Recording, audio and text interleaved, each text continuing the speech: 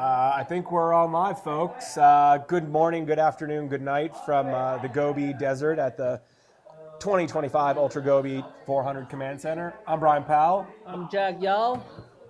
We are starting the day with a bit of overcast. We heard the wind is picking up. Last night was getting a little bit difficult for runners. We have a quick recap on what's going on. So as we wrapped up yesterday, it was a nice, cool, possibly sunny a little bit on the far side of the course where they are, but not extreme temperatures, light if any wind, and sometime about the middle of the night the wind really picked up as it had 3 days ago now, and it's been howling ever since. Yep.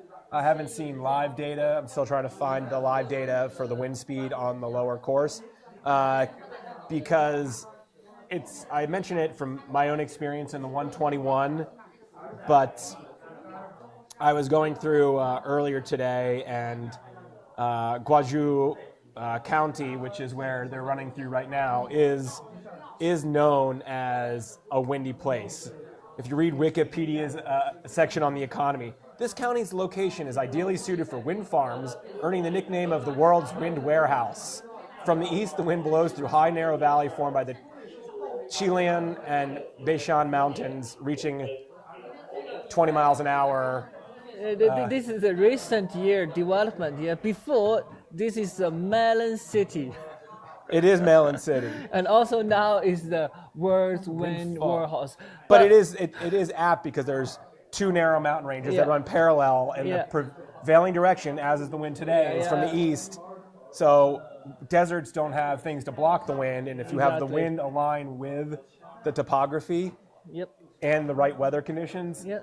Later I will show a video clip that I was on the course at R5 right after Gwangju City.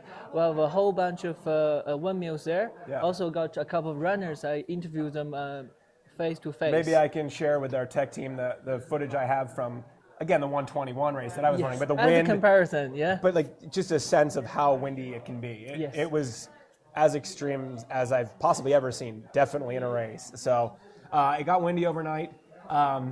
For some runners, it will be really, not the wind, but the temperatures are quite mild. I mean, it's cool during the day, but these high clouds also likely kept it a little bit warmer at night. It can get, the temperature can drop out overnight to near freezing or below, even at the lowest elevations where they are now. But high clouds mediate that temperature and make things a little less extreme in a good way. So I will later check with the weather team. At least I think R6, R7, R5, quickly for a few spots to know the wind speed now and the temperature on site. Yeah, I would not be surprised. I mean, some people on the Chinese broadcast team are looking at windy.com, and that's showing 9 meters a second, which is roughly 20 miles an hour, 30 kilometers an hour.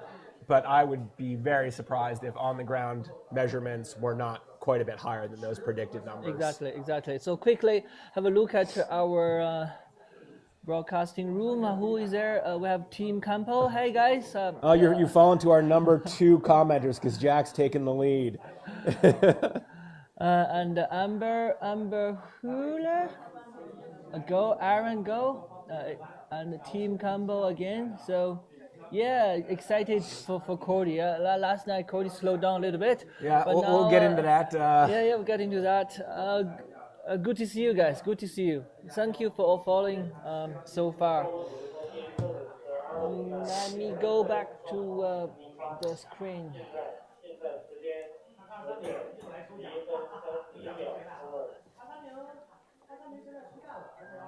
Just going through some data here as we start the day. Overall, Cody's leading. Jovica and Aaron, so I would say they're running together, as you can see on the screen. As they have for a few hundred kilometers now, literally. Literally, yeah. If you check the timing table rather than the GPS results, you'll see about an 8-minute difference, and that is the subtraction, the difference of their starting time, as the runners were started in 15-second intervals. So the timing automatically changes that, but that does not mean that Jovisa is 8 minutes ahead of Aaron. They are Together. in the timing they actually are, and that will be honored by the race. Yeah. But in spirit and in reality on the course, those two are running together. Yeah, although it's still a bit of a gap in between. I But guarantee they are actually together. in the reality, Yeah. they just like Yeah. me and Brian now. They might be chit chat and go along the course. Okay, number 4, our Sangi Shapa. We've from heard of that Vietnam. guy before. The runner-up from last year. I think Sangi picked up some pace. Yeah. Now, I believe this is 340, just like the 10K, 10, 12K behind. Which is a lot to make up during the day because it's unlikely that the second and third place runners, Aaron and Jovisa, will have to take a nap. You can never predict that for sure, but Yeah. if they're going to finish roughly either late in the day or early Yep, night, exactly. it'd be very unusual for them to take anything other than an emergency 10-minute lay down in the Especially dirt. when they know Sangi's behind, yeah? Yeah, and both they're that close to the finish, and Yeah. I mean they're within 30 miles, 50 kilometers of the finish now. So Exactly. it would be a very big surprise if they slept. Well, we'll see. Well, we'll see. You never know until the last minute. But every race. I'm trying to pull up, look at Cody, just to go back to him for a second. I haven't been able to pull up his GPX history because my internet's slow at the moment, but he had some problems navigating. We heard overnight. He took a little bit of a rest. He said he's over. How can I put it? Estimate the course a little bit. Underestimate. Underestimate the course a little bit. He had to take some break. Yeah, at R9 it looks like he took 2 hours at that checkpoint, which likely means taking taking a normal rest point break, but also maybe an hour or 90-minute nap in there. Yeah. Which is not unusual. I think he took one of those another night at least. So, but he's back on course. Navigation's a bit quicker during the day, but based on looking at his checkpoint timings intervals, he's definitely quite a bit slower than he was previously, not to be unexpected. Also, although it would look very mild from a distance and on an elevation plot, all of this end is uphill, and it only gets more as you approach this little mountain range, it gets kind of a little steeper and steeper and steeper, and it's not extreme, but at 370 kilometers, 3 days out. I was told there's a little surprise for our runners. Yeah, you thought it's gonna be flat and easy, everything's done, but at the end of it, it's a small surprise there. I'm gonna look for that surprise a little bit. I wonder if I still want to talk to Cody about whether they passed on the edge of some sand dunes last night and whether they actually had to go in them or not. But I'm trying to look for the little Easter egg of the surprise. I mean, the surprise is the last 5K in part. Running up a stream for... Yeah.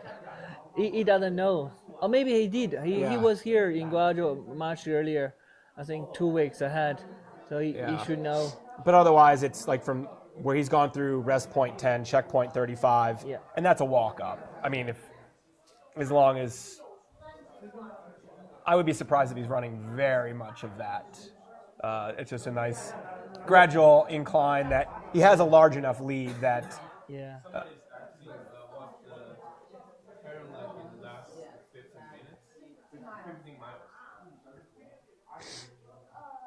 What's the terrain like? Well, I can tell you. Sorry, I've got a little nasal congestion here, but How many K we're talking about? 15 miles? 25K. It's the last section from R10 to the finish they're asking about. And in last year's, if you zoom out, Jack, to show the whole alluvial fan, keep zooming out. Other direction, sorry. No, back. So from Keep going R10. back. So use your mouse to show this line here from this. So this is from there to the finish is the route we took last year. So across the same alluvial fan, the same type of terrain, and you're not on doesn't look like there's any road there. So what you're going slightly uphill on terrain that's generally, if you zoomed out at a 10 meter or 20 meter level, is flat, like featureless. But there's lots of little dips. Yeah, I There's wonder if you can see on the lots of screen. pebbles most of the places, but there are like fist-sized rocks or head-sized rocks. So you have not everywhere. It's not crazy technical, but you kind of have to pick your way around and take your time, and it saps your energy a little bit. It's just not. It's not as quick as a train as if you were running slightly downhill or earlier in the race. So Yeah, I took some video at R5 yesterday. I will Yeah. show you the terrain that you can do a comparison.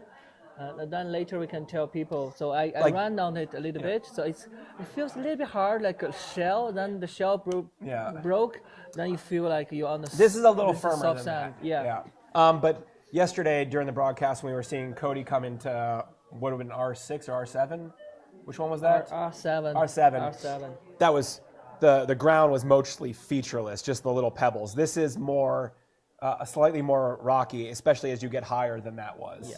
So you're having to negotiate a line both with the small undulations in the topography and the rocks on the footing. So This part looks like a washout when the snow. yeah, really- and they're like you're kind of going across that. So you're that. each of those little white lines is a little indentation. It could be It could it be. could be 30 centimeters. It could be 2 meters. I mean, you're just kind of going small ups and downs until the final surprise, which is the last 4 kilometers. Here we go. After city 37. Yeah. So this Immediately, part is traversing in the valley. and that's a river, a sandy river bottom, Yeah, you get your. or not feet even back. sandy. It's pebbles. It's these little pebbles little pebbles. that do compact every time you put your foot down. It's like Yeah, like sand. it's kind of like Like sand. yeah. And there's water in parts. It's you see like a little mountain range there. You don't actually. It's a very gradual, steady climb. Yeah. Because you are the bottom of a. It's always at least a couple meter wide wash. They can drive 4-wheel drive vehicles down it very easily and up it very easily. So You still have to navigate. you have to navigate side to side, but there's no big drops or anything like that. no. So I'll give you a but close-up. you have wet feet. Definitely. Definitely wet. And It's the they're- same they're- like last year. So many people were surprised. Oh, why I have to still do that?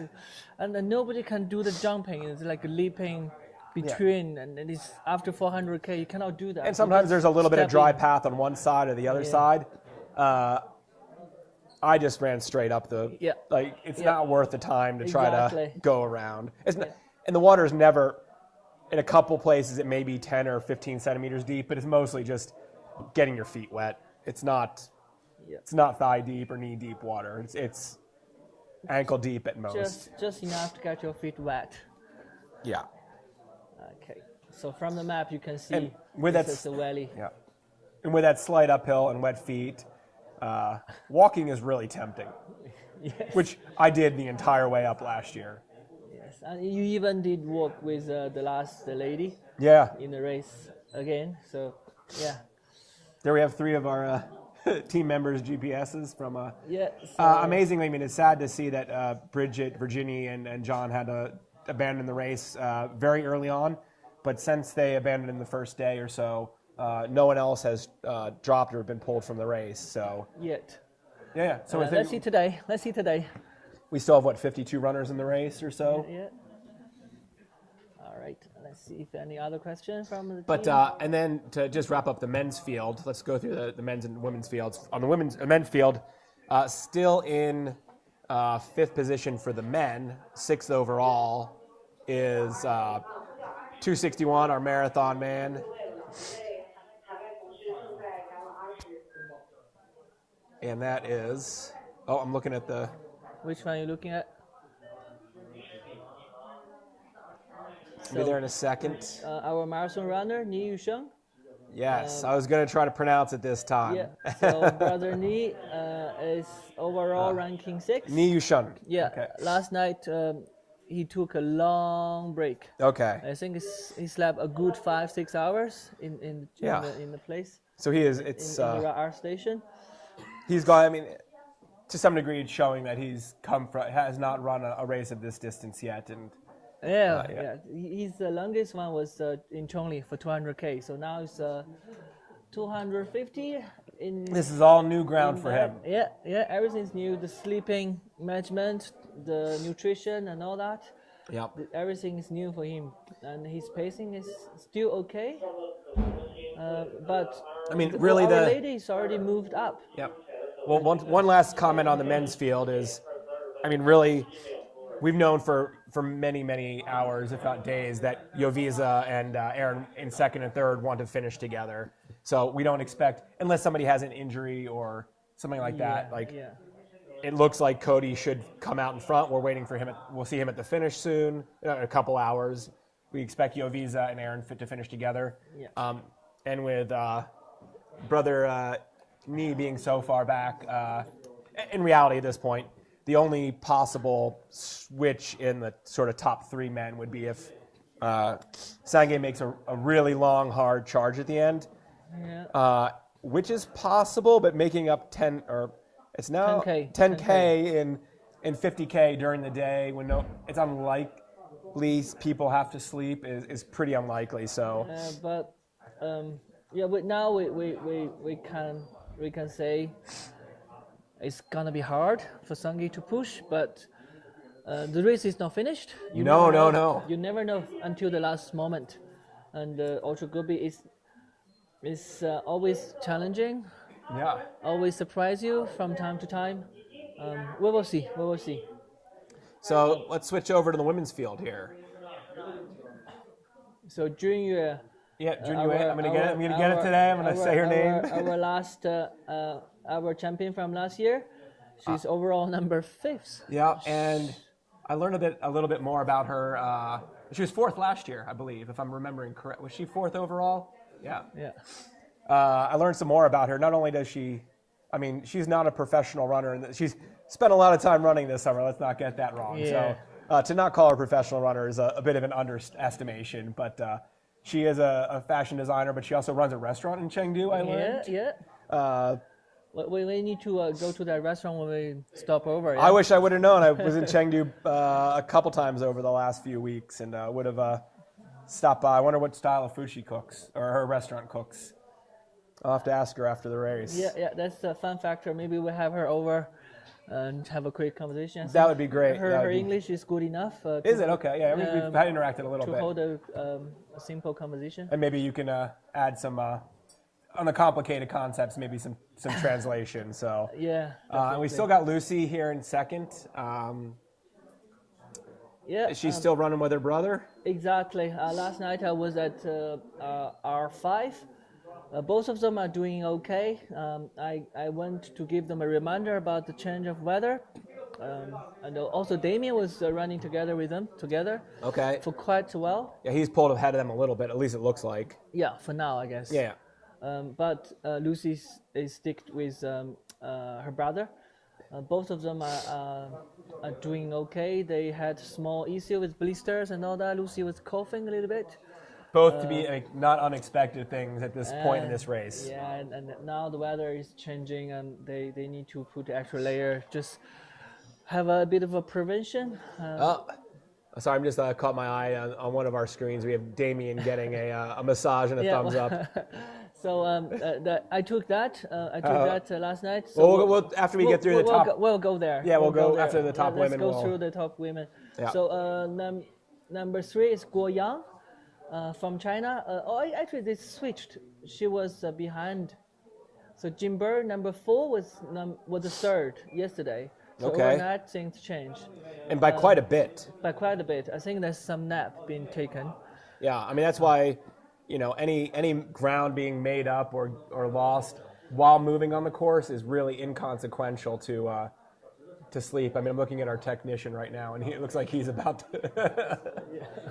Long night. It's a lot of. Yeah, for everyone. Yeah, it's a long week here, and we're not even halfway through the 2025 Ultra Gobi 400. Not at all. Some of our runners are not even halfway there, right? So it's incredible. That is just. Yeah. So the top 3, number 2, 3, 4 ladies. They're all within 15 kilometers. I mean. More or less. Or even closer than that. It's 20. It's 230, 250. Yeah, like say Within- I said 15. Yeah, sorry, like say 17, whatever. Yeah. Yeah. So they're very close to each other. We will see if any change in the later stage. And Melissa, Mel Venables is not that far behind them either. I think Melissa and Sona were running together for quite a while. They still are. Sorry, she's just covered up on my map. I wasn't zoomed in far enough. They are together. That shows their time coming into the checkpoint as Actually, different. Melissa But that's called me last night. a time differential. Yeah, That's yeah. just a start time difference. Again, yeah. So she called me last night. Who did? Melissa. Mel, yeah. I said, oh, what's going on? Oh, Jack, I wrongly dialed the number. I said, oh, okay. But are you fine there? I said, yeah, we're doing well. We're running together. Yeah. I don't know. UK is a bit too early at this moment. It's, early in the morning. So if you are from Melissa's family, she's doing well. Sona is also together. Wang Chengcheng with lovely line hat. I love the line hat. I need to get my line pin out here tonight. Or today, later, maybe tomorrow. So that's the leading pack in the ladies' race. Let's just zoom out to look back at the rest of the field there. We have runners on the course from 185 kilometers to almost 380 kilometers. Big gap. I mean, some of the runners are not yet at R5. Haven't zoomed in. Oh, Mr. Park from South Korea is no longer. I mean, they could all be together, but looks like there's a group of 4 as well train at the very back of the race. Yeah, they. Last time I received a message from Mr. Park from South Korea. He is struggling with choosing his route towards the wind farm. So, it looks like we're in the wind farm. Or where are we supposed to go? Yeah. It's about. As I was saying when I was reading the wiki article earlier, like the wind farms here are large right out of it. After R5, you go really into it. So they're not in R5 yet, are they? They're at CP16. So they're approaching. They're in the direction of, but interestingly, the cutoff, they're at Are they? 16, and they need to get CP18 I think they by. passed. They passed already. No, they're at CP16. CP18 is R5. Oh, sorry. I only see the ladies. Where are the guys? Yeah, that's where they are. So they're at CP16. After 16. And they need to get to CP18 in 7 hours, which is reasonable. So they're not really pushing the cutoff, but that could mean they have a challenge at R6 of whether or not they have 15 hours to get between those checkpoints. So it's a matter of do they have time to sleep or not. An interesting note. Where is babe number 271, Zhang Jian, going? It doesn't look like a shortcut to me, but being lost. What do you think? He's cutting? No, I really hope that's just a GPS error. We can pull up on our map. We can pull up his history. Yeah. We'll see. But these guys still got time. I honestly, that's 500. That's like 500 meters off where they are. 7 hours. Yeah. So these 3-4 guys, they have 7 hours to reach R5. Yeah, but that's not that far. It's Yeah.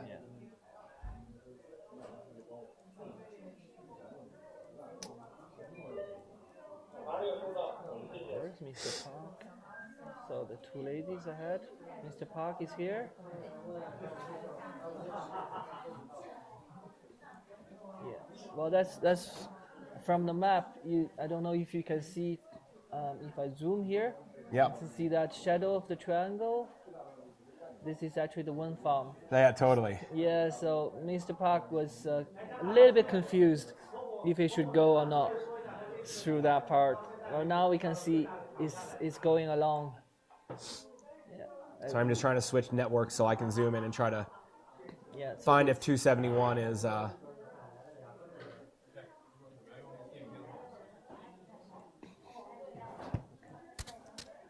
Okay, so once we check the last runner, we will get back to you with some of the videos we took from the course from yesterday.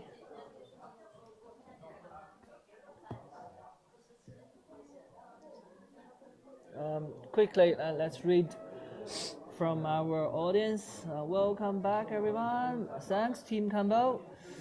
Go, Aaron, go. Okay, let's go, Cody. Yeah, it's from Anthony. And where is the terrain line? Okay, how much elevation? So it's only 200 meters, so 210. 700 feet gain from R10 to the finish. Yeah. But it's kind of unrelenting. Like Yeah. it's at that point in the race, again, like, it's not like somebody couldn't run it, but with how far ahead Cody is from Aaron and Yoviza, Is it I worth kind of it? expected he would just be, if he's able to hike quickly, I would expect he's hiking. Yeah, taking quickly. a safer approach. Yeah. That's what I did last year. Just Yeah. like why risk trying to go a kilometer or a minute per kilometer or 2 minutes per kilometer faster when you have a 5 hour or however many hour lead. So at the beginning of the race, remember Cody wanted to break 60. Yeah, that's not happened. That's come and gone. So that's gone, right? It's 50. By now it's 59 hour. By the time he is out of CP30. I mean, he's at 61 hours now. Yeah. So Yeah. yeah. But he still can try to push for the race record. Oh, he certainly will get that. Yeah. Go Cody. Go, Cody. Yeah. Let's break Brian's record. And now Go get it. We have someone else, or we have Brian back last year to next year to break it again. Watch so. Lovely. Okay. No, in the best way. Yeah. Have we found out, John Jia? Maybe we will look into his. Yeah. That's what I'm trying to do. I literally am having not quite enough internet speed here, so. Yeah, we try to find out. If Oh, he's- you're having the same problem I am. So. Yeah, if he's doing that intentionally, maybe we'll get back to that. But the problem in South Africa is a little bit early in the morning. I wonder who will come from the family to watch this. Maybe we'll have something like Lucy or Jack. What's the time will be in the US? You think? When? Now. It's getting to be time to go to sleep. Maybe we play that first. We got Lucy and Jack out. We just got an update, like a ping, GPS ping from 271, and he's definitely not with that group of 4. Yeah. He's off to the east side of the reference maybe route. he wants to cut. Maybe. But it's so weird. For me, that's just odd that you're with 4 other people, essentially, And you decide to drop and you out. decide to Yeah. go off to the side because Yeah. you think it's Okay, let me move the human mind is interesting. to. Okay, so here Oh, here's what we had. Suoyang town. Yeah. No. This No, is, this is is today. another one. That's day 4. Yeah. Suoyang. That's from yesterday. That's recorded. I went there. I did a quick recording. That's right at R4. Okay. Right beside R4, like 100 meters by. Then the runner went through. So I was confused because a few days ago at the start of the A+ 121 race, there was another. This is an ancient city along the Silk Road. This would have garrisoned an army at times. There's probably an inner city that was an older city, and then as that grew, look you at see that. these walls in there. I just know from the Suoyang city, it held up to 50,000 people, and this is about the same size. It maxed out at 50,000 people. You could have had 5,000 Tang Dynasty troops stationed in a garrison here. These were the commercial centers, the agricultural centers, the trading centers. Yep, all the trading for the silk and the silver and all that. And the one of the interesting things I've learned recently is, a city like that, yes, there was Silk Road trading going on, Yeah. but also a lot of the reason that was a rich town, these were rich towns, is because you had all the money coming in to support the troops. You had 5,000 troops getting paid in silk. Spending, yeah. Yep. Yeah. They're going to have their baiju. Yeah, like a military base nowadays. Yeah. Totally. So, That's okay, Damien. Listen to what Damien would say. give you a bit of sound here.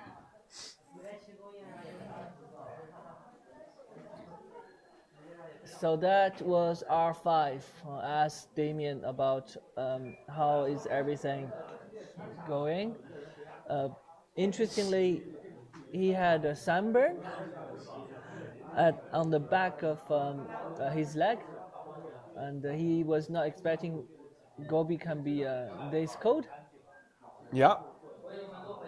Full of surprise, he didn't bring a pair of pants. Oh, Put no. it back to the box, and later he used the emergency blanket to make the wrapping on the legs and taped. That's I incredible. wonder how long that will hold, but so far he's moving. He's moving. Yeah, that's our medical team doing a bit of recovering massage quickly. On the top African in the race? Yes, exactly. Julian, which is a smaller field than was last year. We at had the three. other one. We have two. Julian as well? Or? At R4. one R station behind. So this is Jack. Yeah. Deal with a small blister. Looking good. Yeah.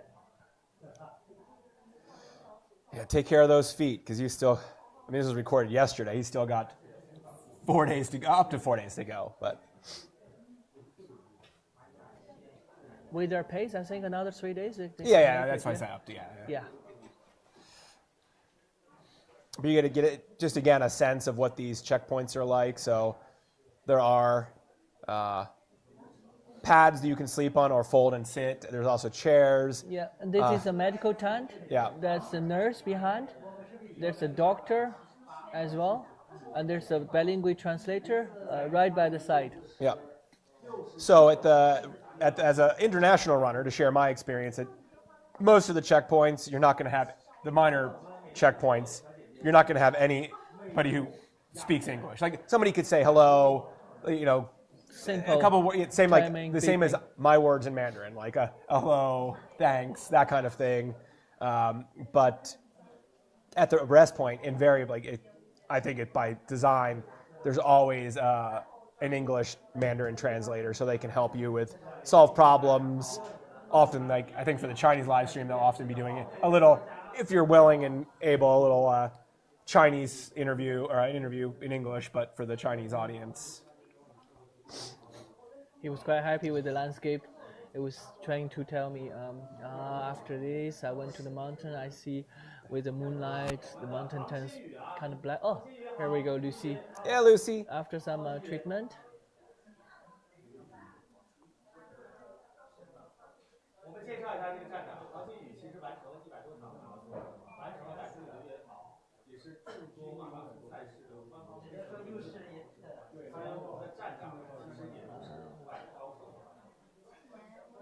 Did you tell Lucy to put some more sunscreen on?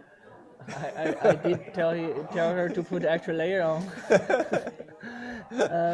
I know that look. She's got a little sun. What she's wearing is we call that the magic weapon of Gobi. We can talk a little bit more about the Red Army jacket after, the People's Army jacket. It has many uses. Yeah, many. Yeah. And what is this video of? This is, I think from, I think that's Julian. I think. Well, you recorded him, so. Yeah, but I actually recorded the other one. This is from when Julian came out. Okay. Yeah, I think this is Julian walking. I recognize from his shot representing his charity for breast cancer awareness. I had a quick word with him, and when he was doing the massage in R4, he was trying to avoid the sunshine too much, full of sun cream on his face. And meantime, Damien got sunburned. So if you think you're from Africa and the sun doesn't affect you. Here we go.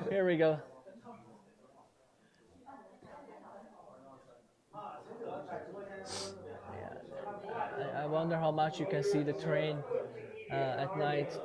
But I had a small clip earlier to show you what they have at right out R5. I got a very close angle towards the ground. Yeah.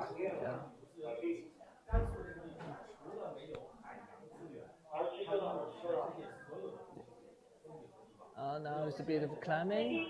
It doesn't look like anything high, but you have to climb a little bit.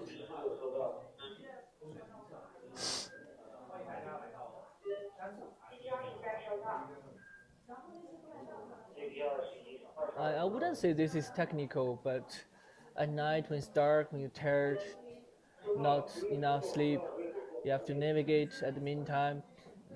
Yeah. It's not easy. No, you can. I can't see much, but there's the little bit of vegetation. So you're just not going in a straight line. And this actually looks like it could be my least favorite terrain in the world, camel crud, but I can't quite see.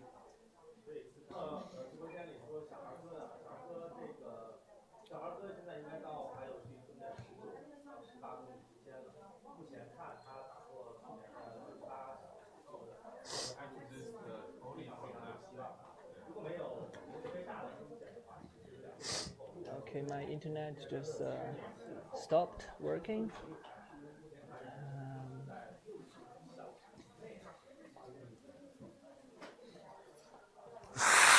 Okay, there's a long clip for.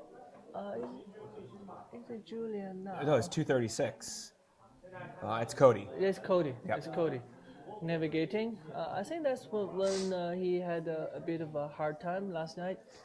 It's slowing fun. down. My interesting difference in experience from the 121, which is a marked course and whatnot race, versus this, is if I was leaving an aid station, like a rest point, in the 400, the volunteers don't tell you which way to go. Like literally, because you could be in a tent for an hour, you could be in a tent for a couple hours, and you're like at night you're disoriented about like where to go about. And they're like, yeah. Cannot tell you. Cannot tell you. nope. Jack, do I go this way?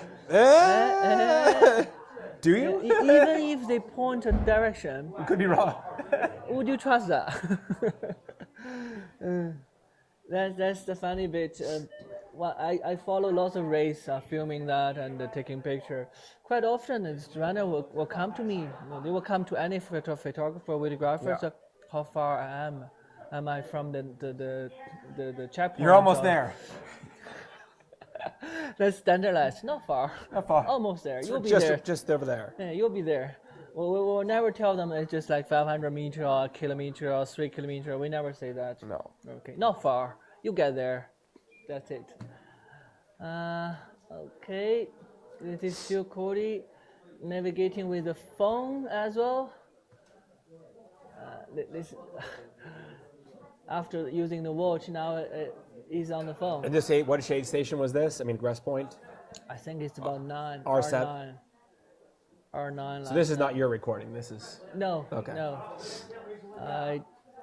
Well, to give you a bit of a sense of distance, yesterday I went to R4 and R5. So from the finish line, the start line, I would say it's not far apart, in Gobi Sprint. So I drove 360 kilometers. That's a rough idea to show you the size of Gobi, and we're in a 400k race, yeah. Yeah. So we are we're on the the south side of this little, long but rugged, if not tall, mountain range. So you usually have to go far around to one side or the other to get to the other side of the majority of the course. Yep. Basically, from anything beyond R2 is on the other side of the mountains. Yeah, basically all the way there. Yeah. So our filming crew, our camera crew are actually And the working international really media, hard, working hard. they're covering so much ground, and Yeah. can we get to R17? No, that is impassable terrain, more or less, or that road is closed, or Yep. yeah. Yeah, extremely hard to navigate as well, especially when it falls too dark. It took me an hour to get out of R5 which is probably what, a couple kilometers to the highway. Yeah, you can see the car passing, but you never got there. It's different from on your foot. Yeah, you drive a car, it's like a 2 meter deep, Yeah. a 2 meter drop. You can just climb. We cannot with the car. We have to go through. Okay, I think we can move to the next clip. We have seen Cody. Yeah, we've seen Cody's legs in upside down number, reverse number.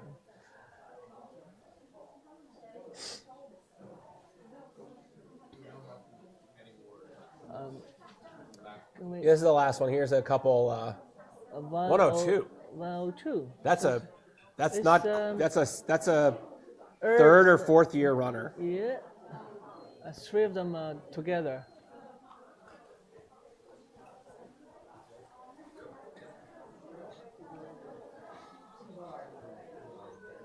That's 102. Who do we have? We have Deng Zichuan.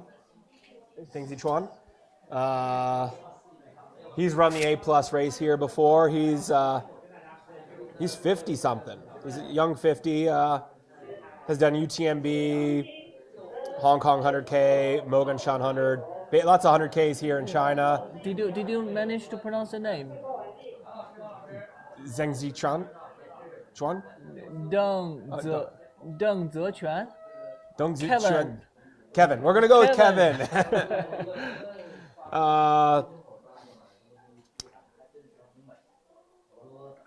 He says he's outgoing, disciplined, and active. Yeah, he's got lots of experience at Gobi. He ran the A race, which is the 4-day stage race, 9 times. He's done. Oh no, that's the year. He did it in 2009, 10, 14. No, he's done the A+ race, the 121 kilometer that I ran a few days ago, 4 times. But there's no indication that he's run longer than the Hong Kong Taimoshan 168, which is a 100-miler. So this is a big step up from him. Yeah, we wonder if he had anything over 200K. I don't think he has. He would have noted that. Yeah, this is really challenging. So this is fun to see. His most memorable racing experience was at UTMB in 2017. Culture shock, food issues, 4 seasons in 1 day. It sounds like all the international runners at Ultra Gobi.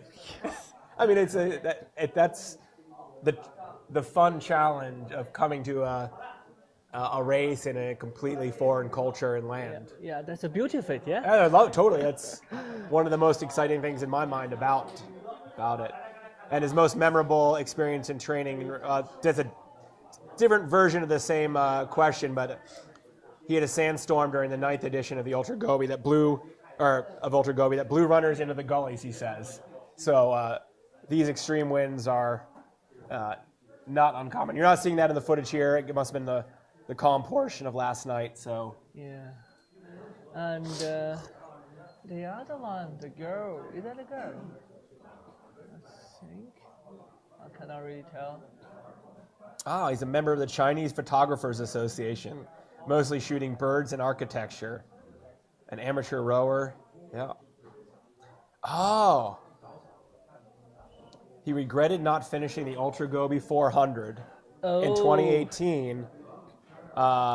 Delays and pandemic stopped me. Now I must finish before it's too late. That's a good story. And he predicts to finish 120 hours. So he's not planning to take quite a bit of time, but that's 5 days if I'm doing the math right at this point. And yeah, that's great to 7 years after what seems like did not finish at Ultra Gobi 400. He's back here to give it another shot. And this is footage from last night, but now it makes me want to find out where he is on the course.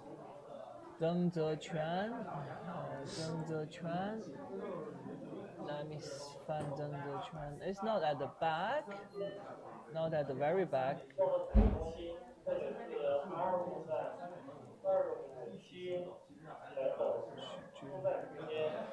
You can just scroll through the rankings.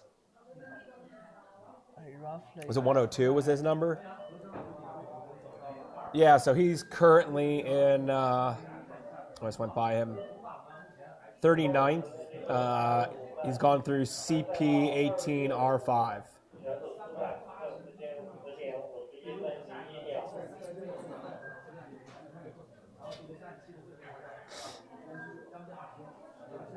which is for us a little hard to see on the map because so many runners are in that stretch of the course. Oh, there it is. Yeah, Deng Dechuan just entered R5. Yep. So he's just over halfway. He's Yeah. we don't know where he dropped out in 2018, but he might be on his furthest run of his life at this point. Could be. The three of them together Yeah. in the R station. I haven't seen the French yet. So we have two French runners on the course. I will try to find them. Yeah, Matthias has gone through just left R5, and I saw Seb look when I was scrolling. Sebastien is behind a little bit. Just a little bit before still R5. I mean, going. they're all within. I mean, an R stop takes a long time at this point Yeah. in the race for these folks, but Yeah. both are about halfway through the race. So, allez, bon courage. Bon courage. Well done, gentlemen. Let's check out a couple of our other international runners here. We talked about Damien, Jack, and Lucy, who have gone through have gone through R6. So they stopped. Nope, I there? just got dizzy. No. They stopped They're there? still there.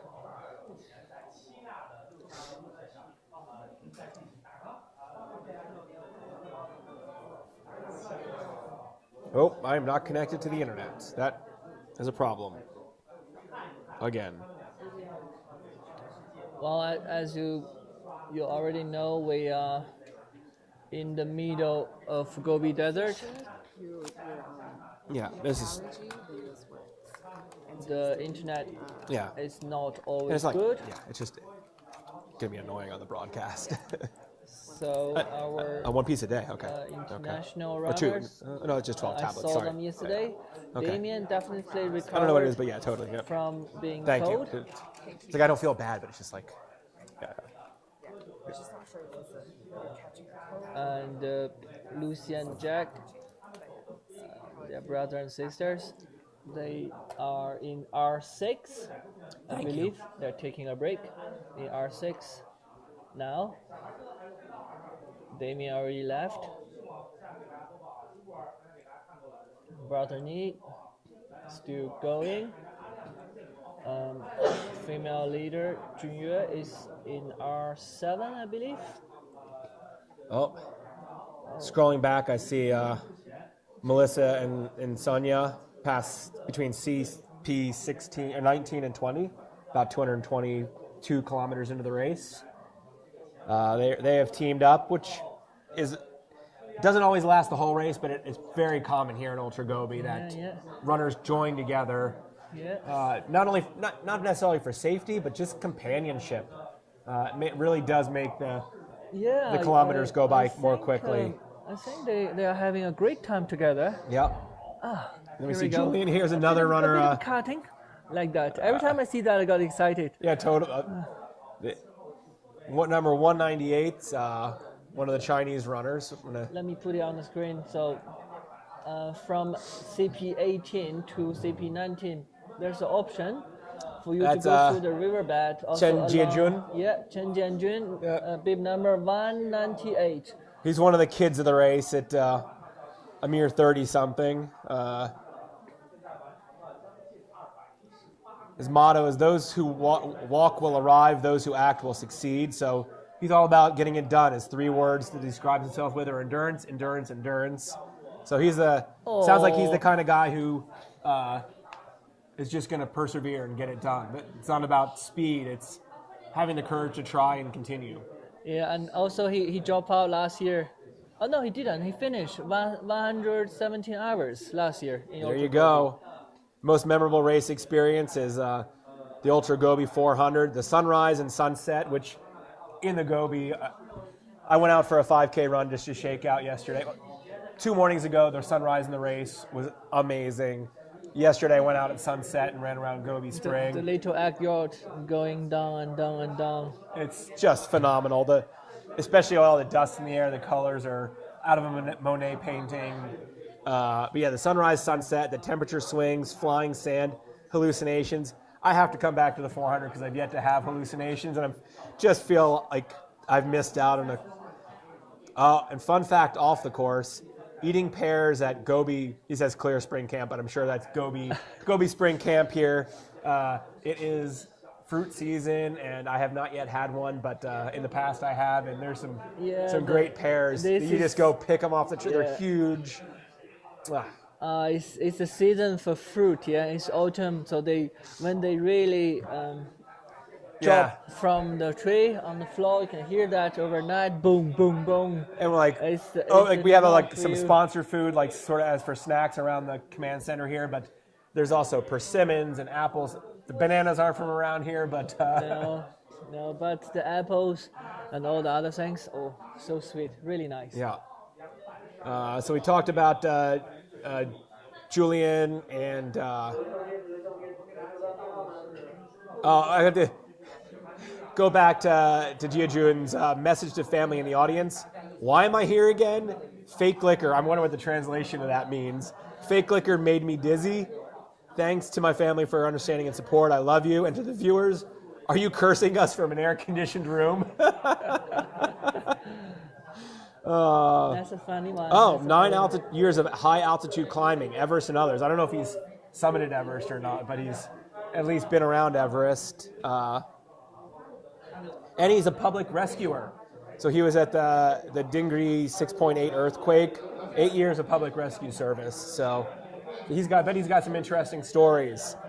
But not only the Ultra Gobi 400, but said dozens of hundreds of Ks, 100K races. But going back to touch on the international field a little bit, Julian is about 110 kilometers in, as is Matthias after R5, where Sebastian is quickly approaching if he's not there yet. And overall I think they only, 13 or 15 international runners this year? 15. And I'm timed there. I'm locked out of GPS here for a second, but yeah, me too. I lost all the signal. There's nothing ongoing now. Let's go back to see what we got. But I can let's talk a little about. Perfect. I have him right up here. Sebastian Cléco. I'm sorry, my French isn't so good. He's my age, just about. He's 48 and has been running for 15 years. He describes himself as a fighter, positive, and tiring, but that's from the French chiant, so I don't know how to trend. It's chiant. You have to pronounce that with a bit of feeling. Chiant. Sure. Confidence in finishing the race? Little, but I still believe in myself. He doesn't answer too many of these questions. I participate at Ultra Gobi for a new challenge, big challenge, for me to prove at me and for show my children and family and people that if you fight, everything is possible. Good. He's finished the Marathon des Sables in 2021. He's run a Raid Light Desert Trophy race in Jordan. So he's done a couple 200 to 250 kilometer 6 days or multi-day stage races. But he says he's a novice to ultra running, but he's here for a challenge. His necessary pre-race rituals or habit: pack and unpack my backpack 50 times, share a left beer. We need to hang out after the finish, Seb. It's going to be hard to find a left. I will give him a Qingdao. We can find some Qingdao. Do you have a secret stash of Qingdao you've been holding out? I do. Oh, you bastard. I do. Willingness to interact. He says, we just have a question about, are you willing to be on the live stream later? But he says, yes, but I don't speak English, but for long speeches, it will be in French. Can do. Yeah, we got Ça va. I mean, you spend your summers in Provence, so... eating and drinking, not much speaking. You focus on the important things. Okay. But we can look at some of the other... Some of the other international runners. We were talking about Mel Venables. She lives in the UK. She's 50. Her motto is, "It is what it is, so just crack on, just keep going. She describes herself as determined, driven, and short, as in stature, not personality. No, you're not lacking in personality there, Mel. We know that. I'm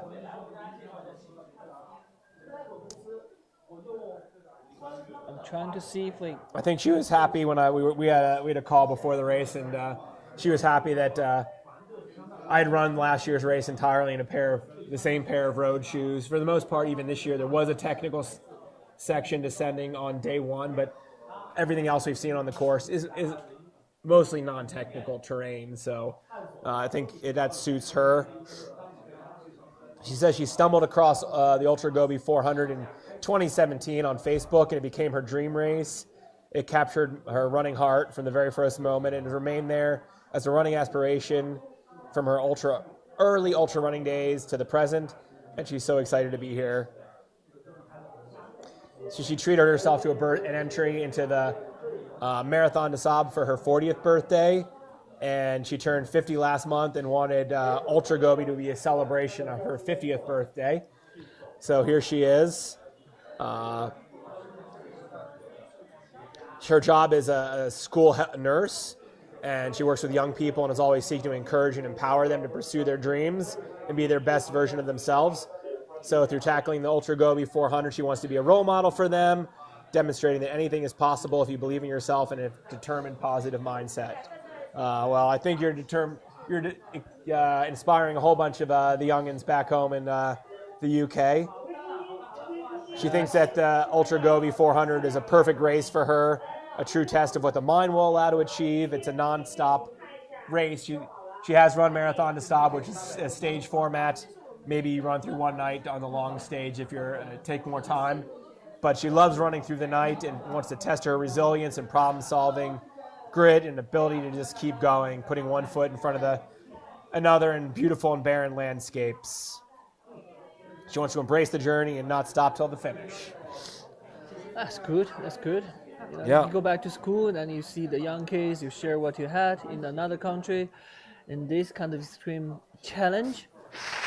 Fantastic. That's why we have Ultra Gobi. We have all this kind of extreme challenge that challenge your limit as human, and you showcase what ordinary people can do. No matter you're a school nurse, you're a writer, you're a cameraman, emergency personnel. Your visa just popped up on my screen. So he's a peacekeeper in Serbia. Like I mean, so many of these runners have such different life stories. I know at the front of the field we've got a couple desk jockey, day job folks who just happen to love running and adventure. I mean, Sangay is a man of the world, a world traveler, playing the flute and running long races. Yes, I think all the art station really enjoy the music so far. Okay, I did a refresh to see the map as whole. I mean, Cody's cruising along to the finish now, folks. He's got a little more than 15 kilometers to go, about 15 kilometers to go. We'll see the update once he's in CP36, I believe. CP36, yeah. Yes. And one more CP, we should get ready for him to come over. The last bit is like 4-5 kilometers. At CP37. Yeah. There's still a good hour plus between. I don't know the exact estimation of distances, but I mean it's probably about 8 kilometers from CP36 to 37, which at this point I'm gonna guess is at least an hour, unless Cody gets some fire in his britches and decides to take off. But there is no need for him to push any limits or any extremes right now because he's got not with this lead, yeah. He's got a 25-kilometer lead, which if he were to sit on the side of the course, those guys aren't making that up in under 3 or 4 hours. So, or 3 hours. You can take a nap anytime. Yeah, but he's not going to. But our point is this is a time for Cody not to take any unnecessary risks, to just That's true. to keep moving well. That's true. But if you want to zoom in just a little bit more, there you go. I mean, to right, you just actually zoom out, sorry, the other way a little bit. Where they are now, and to the right, you see these big ginkgo leaf-shaped. It's beautiful. That's an alluvial fan. That's where one water course comes off a mountain, Yeah. and over time it builds up debris on one path and fills a channel, and then rotates to one side or the other, and you get these beautiful fan-like patterns. Let me show you. Isn't it beautiful? It's, And you can tell where that's been over the last. Those white lines, the whiter lines, could be the last 10 years or the last 200. I'm not a geologist, so like the scale that this has been happening for tens of thousands of years over Yes. this area. Mother Nature is amazing, yeah. Yeah, and there, I wanted you to zoom out to that one because it's a little easier to see. But there's from a smaller mountain range, you have this smaller same pattern. That's Gobi Spring dumping debris, and another spring, it looks like, dumping debris over millennia. Yeah, talking about Gobi Spring. Yeah. So here we are. You can see a bit of green. So when you have water, there's life, yeah? So this is a marsh kind of Marsh, yep. marsh. With, So that's grassland, yeah, right? with grassland. Cane to tall grass. Yeah. Right along the stream, where the spring turns into a stream in the valley, there are trees, there's tamarisk. Yeah. And I was pointing out the other day that on the 121 course, all I saw was one tiny lizard and a couple spiders at night near a town that had irrigation. But here I saw some big game birds in the river valley. Yeah. So Pheasant, a proper pheasant I saw yesterday, right in front of my face. Yeah. Wow, this is nice to see, in the Gobi. So there's life, but you can also see at the edges of that there's, well, that might not be salt deposits, but there is, A little bit. you can see, that could just be snow. That could be a winter photo, a light amount of snow. But there are places along the edge of some of these springs that have real, like, salty deposits. The water, the finish this year is at the eye spring, and you can drink the water. Yeah, The we water's- did. We did last Yeah, year. last year I did. Yeah, totally. Yeah. With I don't know if I have allergies right now or a little bit of a cold coming on. I'm not going to drink out of that until I feel at full health. But it's great water. They actually bottle some of that, not to send abroad, but like for guests at the springs here. I went to check last night. It's as clean as usual. Yeah. I see a small fish like this size in it, cold water fish. So I quickly taste it. Were they good fish? I taste the water. Sushi. Oh. But that's gonna be the finish point for One our of the runners. finishes. There appear to be a couple finishing points where they scan their card and then stop a timer and have a ceremony. You definitely have your moment or three here at the finish line of Ultra Gobi. Definitely, Yeah. definitely. So That's what we're gonna reinforce year by year Yeah. to get you have a memorable experience in the. and the Ultra cool thing is Gobi. I've this will be the third time I've seen the finish of the Ultra Gobi 400, and even it's happened twice here. It happened once in the nearby town, but it's always been very different. Good. And Good to hear the feedback from Yeah, our yeah. runners. And a previous spectacle runners. each time.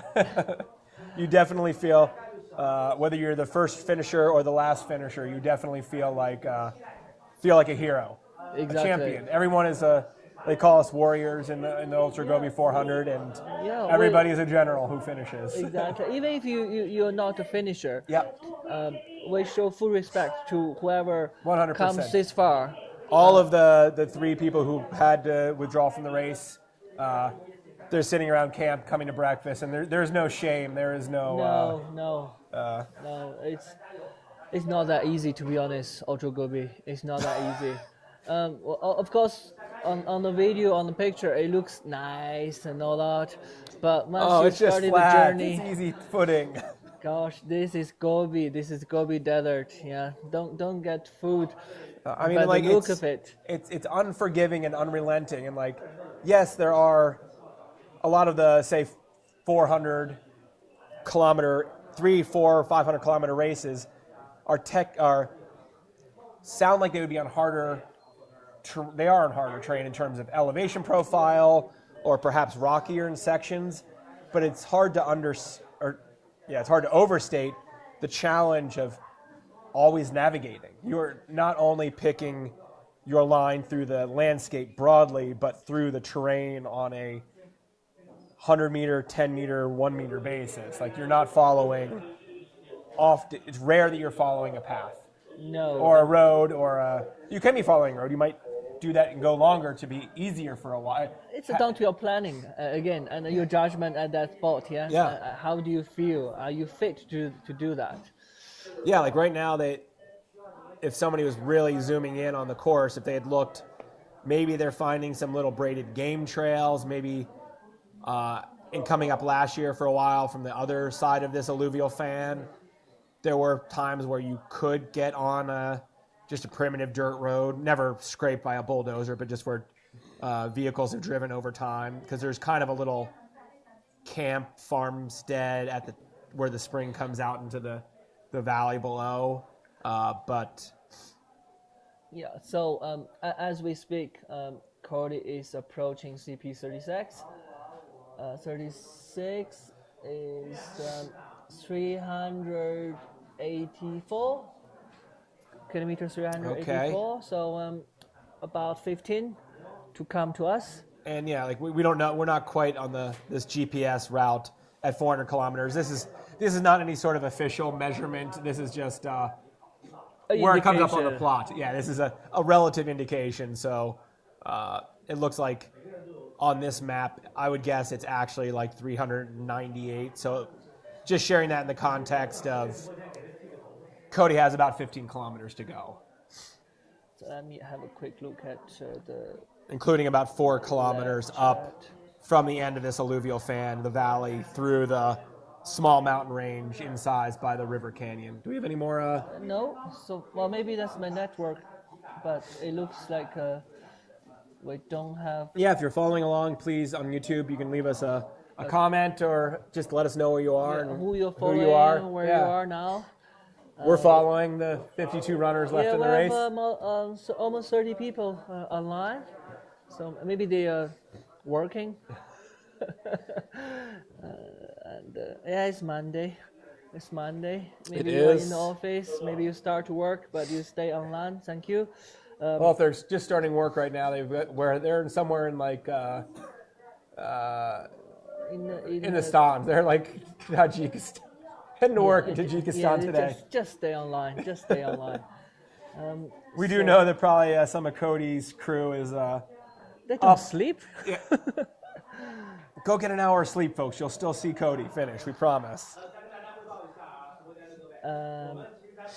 Not much change, as we speak. But that zoom out really shows just how tremendous a gap there is between. Ignore Virginia's head, but between Cody, Yoviza, Aaron, Sangay, and then the rest of the field. Like, that's 70 kilometers gap. Two resting stations here between the first lady.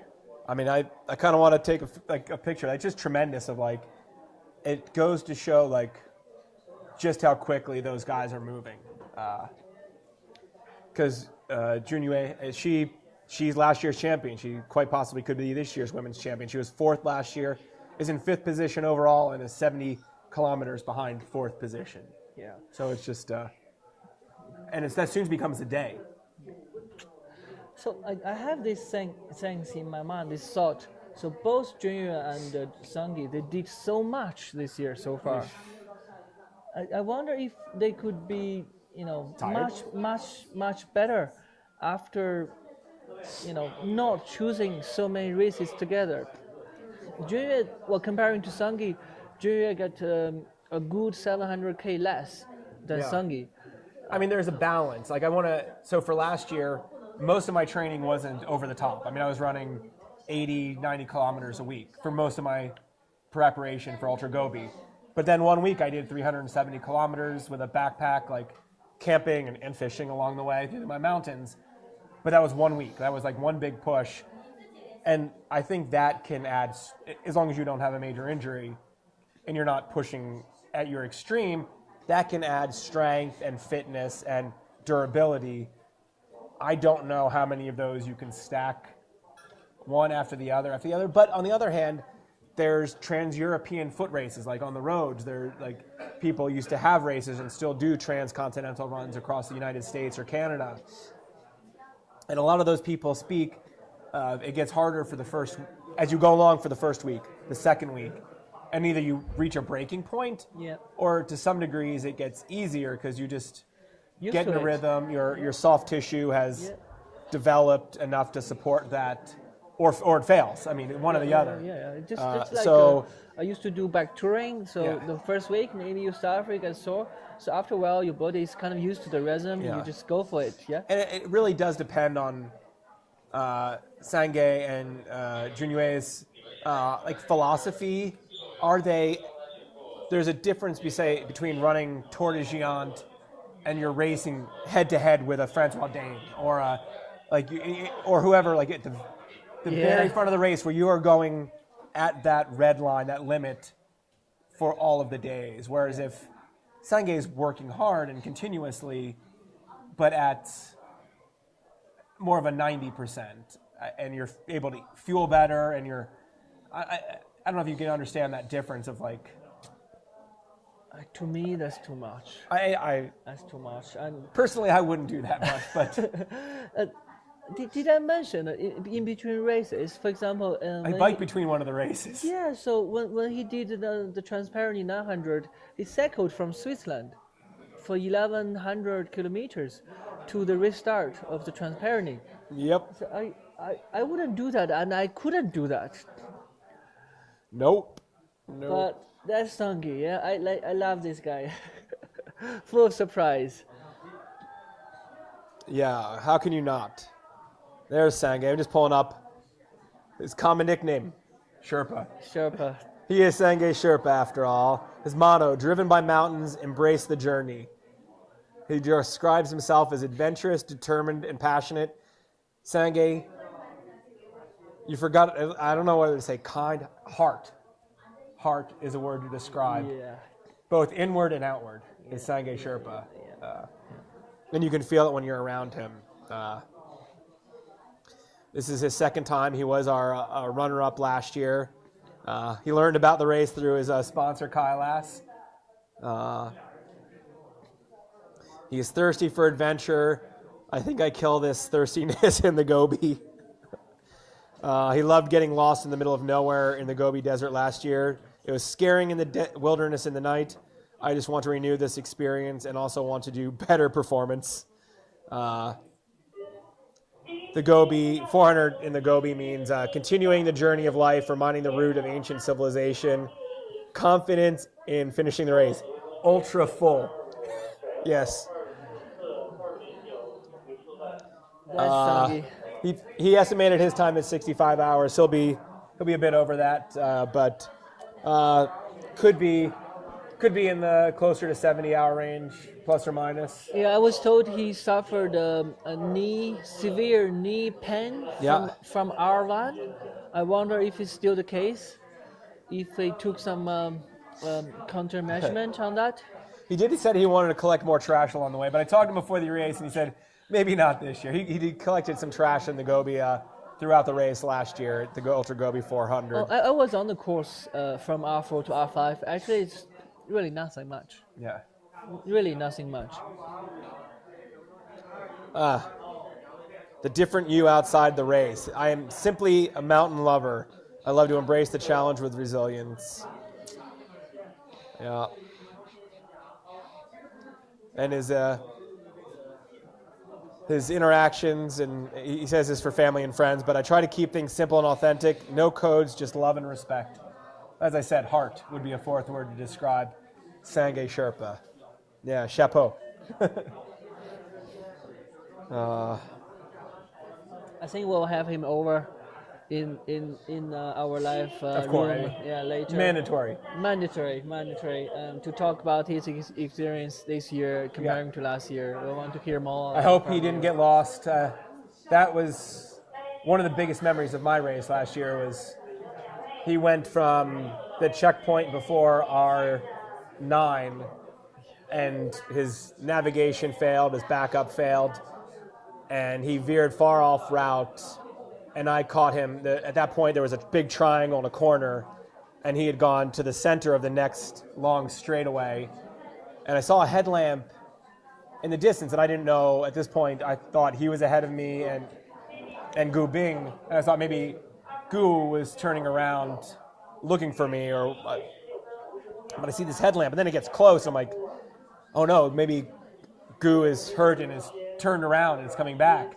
No, it was Sange, and we approach each other like to make sure we cross paths, and I stop and I give him just the biggest. We give each other the biggest hug, and he asks how far back to the rest point, and I have to tell him 10 kilometers. And we just pause, and it was a crushing moment to share that with another runner. But to his credit, he then returned the 10 kilometers in addition to the probably 5 extra kilometers he'd run to that point. Yeah, I'm back. And then back to the rest point, and then turned around and finished second. So he passed Gu Bing as in those final marathon. Around our turn, he passed. Yeah. He did 415K last year. Yeah, that makes sense, yeah. Yeah, I think you did 385, 390, but that's also because I took some shorter routes. Yeah. So I think he added about 15 kilometers to his race from that deviation. So that's 9 miles, folks, back in the States. It was significant. Middle of the night.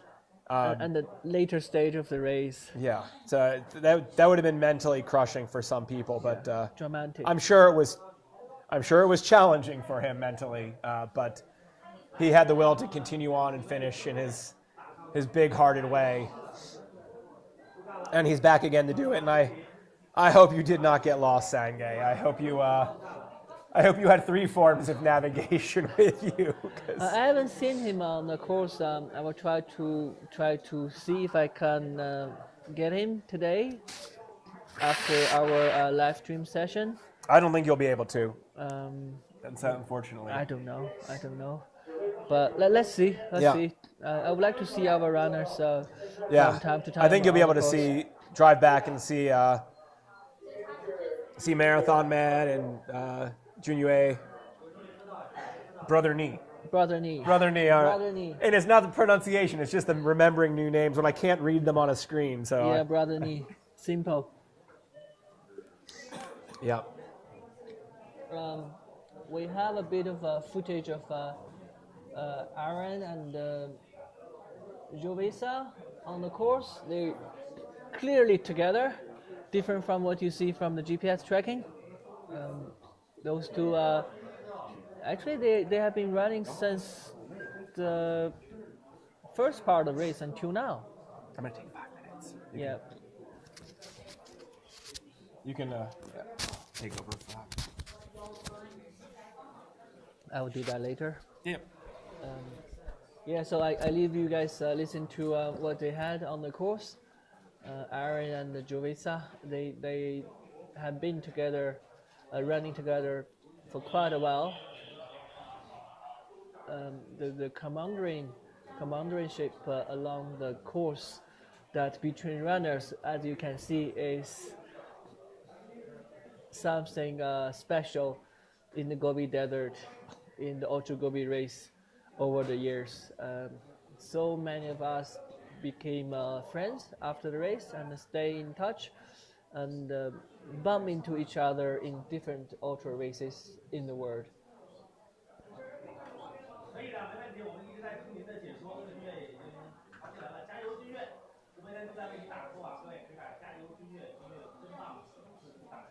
Okay, I just let you listen to what's going on between these two. That's from yesterday. So I will never back. So thank you, brother. Yes. Look at the finish line as well. Okay, guys, you've been like side by side all the time. How are you both feeling? You're sort of in the final stretch. I think we're just ready to finish. I think we've seen each other at our highs and lows. You're kind of soul bonded by 150 miles with someone. I think it's a friend for life, and I'm happy we run together. We were both saying, even with the finish, like it really puts the humanity of the first. It's not, I mean, both second and third, either one. Like it's not about the placement; it's about shared experiences. How about for you? How's it been? The same. It was an amazing journey and an amazing experience. We share so many things during these few days, so I will never forget. So thank you, brother. Yes. We'll hug at the finish line as well. Okay, guys, you've been like side by side all the time. How are you both feeling? You're sort of in the final stretch. I think we're just ready to finish. I think we've seen each other at our highs and lows. We're kind of soul bonded by 150 miles with someone. I think it's a friend for life, and I'm happy we run together. We were both saying, even with the finish, like it really puts the humanity of the first. It's not, I mean, both second and third, either one.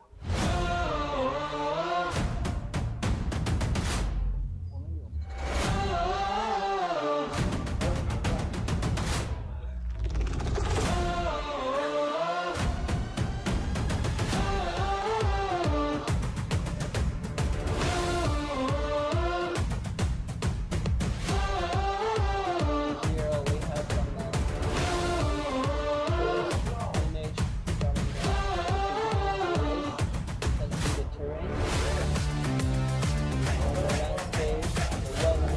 the story. Again, here are some of the runners in the leading pack.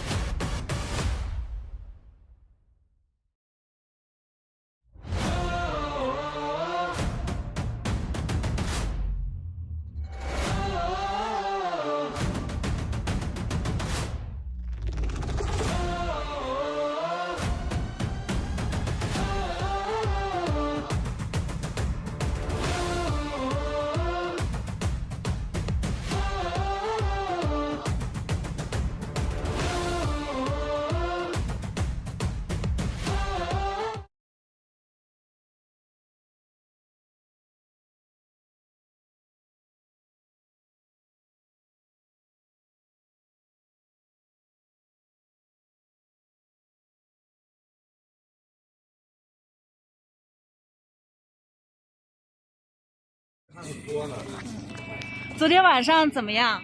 昨天晚上一切良好。一切良好。我看你走进站的状态也是还不错，脚步还挺轻快的。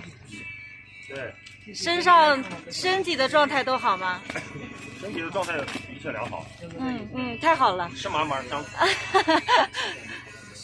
今天早上风比较大。我先把音乐关了。对。还以为这首歌也是我最爱听的，郑哥。同频啊。耶！状态不错，这是最好的状态之一。对，真的非常好。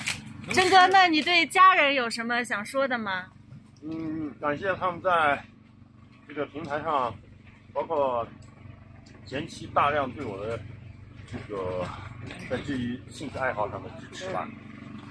没有家人的理解和支持的话，我想我可能会跑得快，但是跑不远。好，谢谢，说的太好了，好感人。那我能采访郑哥几个问题吗？简单2个小问题。郑哥感觉从我们的开赛到这个站点之内的这一段的线路有什么感受没有？我觉得这个线路啊，正符合咱们河西走廊乃至西北这个特色。你看天气的不确定因素很多，对吧？昨天下午，你看落日余晖，哎呀，这个看上非常美。然后这个小风吹上，很多南方选手肯定觉得，哎呀，好舒服。结果昨天应该是下半夜12点3点左右吧。突然，老天爷就不高兴了。老天爷说：“你们都到西北了，不让你们尝尝西北的大风，能行吗？对吧？”结果一场大风刮的。反正你也是。我在 CP 21吧，应该是CP 20还是21，就是那个人比较多了点儿。小小一个帐篷挤了5、6个人，都是因为大风天气，这个身体的适应可能需要一个过程。然后你出不去，谢谢。来几张卫生纸，然后。为了安全起见，可能他们就划出来，就待了这个 CP 21啊。当然，我穿插一下啊，给组委会一个小小的建议，你看遇到这种恶劣天气，咱们不用说给它延时，但是可以考虑因这个安全问题，咱们可以让它容许在这个 CP 点多待一会儿，因为外面确实突然降温。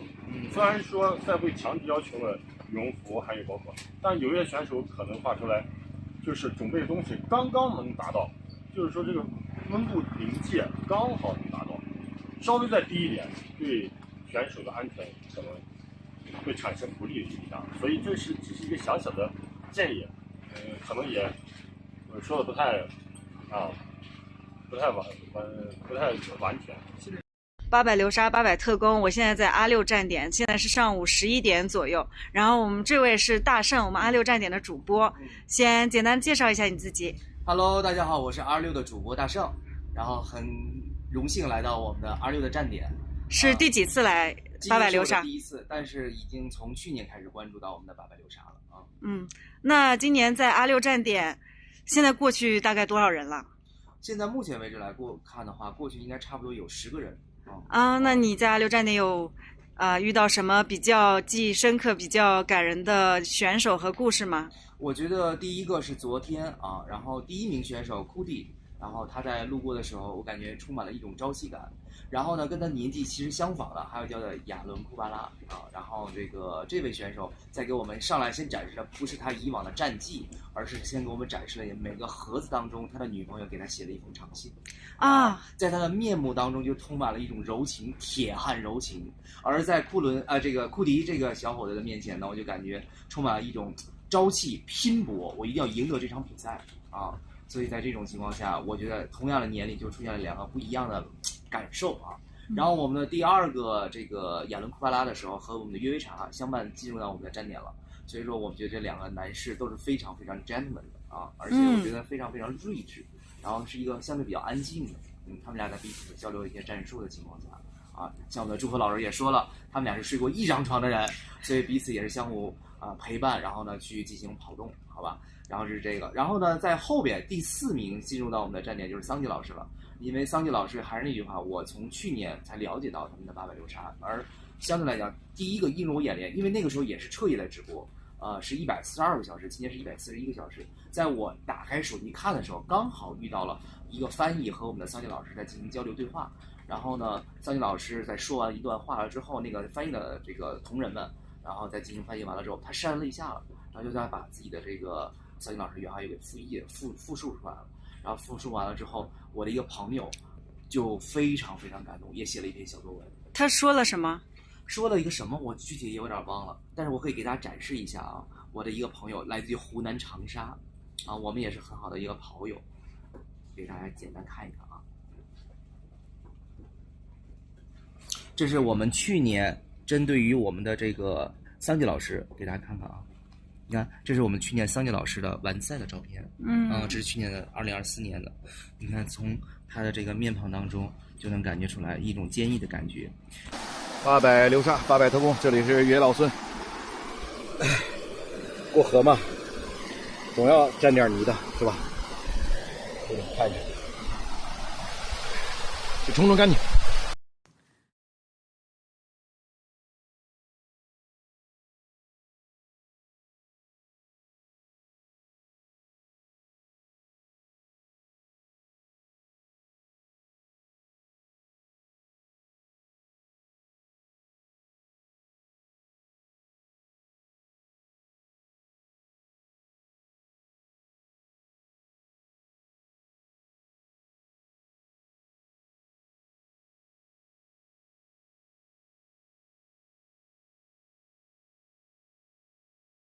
Yeah.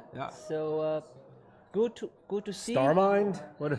Give us a translation of that, Astromentalis. Yeah, good to see. What are you trying to say there with your good that. name, good profile name? Yeah. Jovesa is still with Aaron, I believe. Yes, it's overlay. Yeah. So these two are bonded, I would say, by the time. Friends for life. Friends for life. 362, 3-ish. Well, Sangi is still the same, like I would say 15k behind the gap. Do you want to switch us to our Pebble Cam for a minute? Just for a little entertainment. This is the parking lot of our fixed wing. This is up at the Golden Tent? Yeah. So this is the view from our fixed wing drone before taking off. Yeah. To give you an idea on the ground in the Gobi Desert. I don't know which R station that is, but that could be just in the middle of nowhere. Just look that up. We don't have many other live feeds except the recording.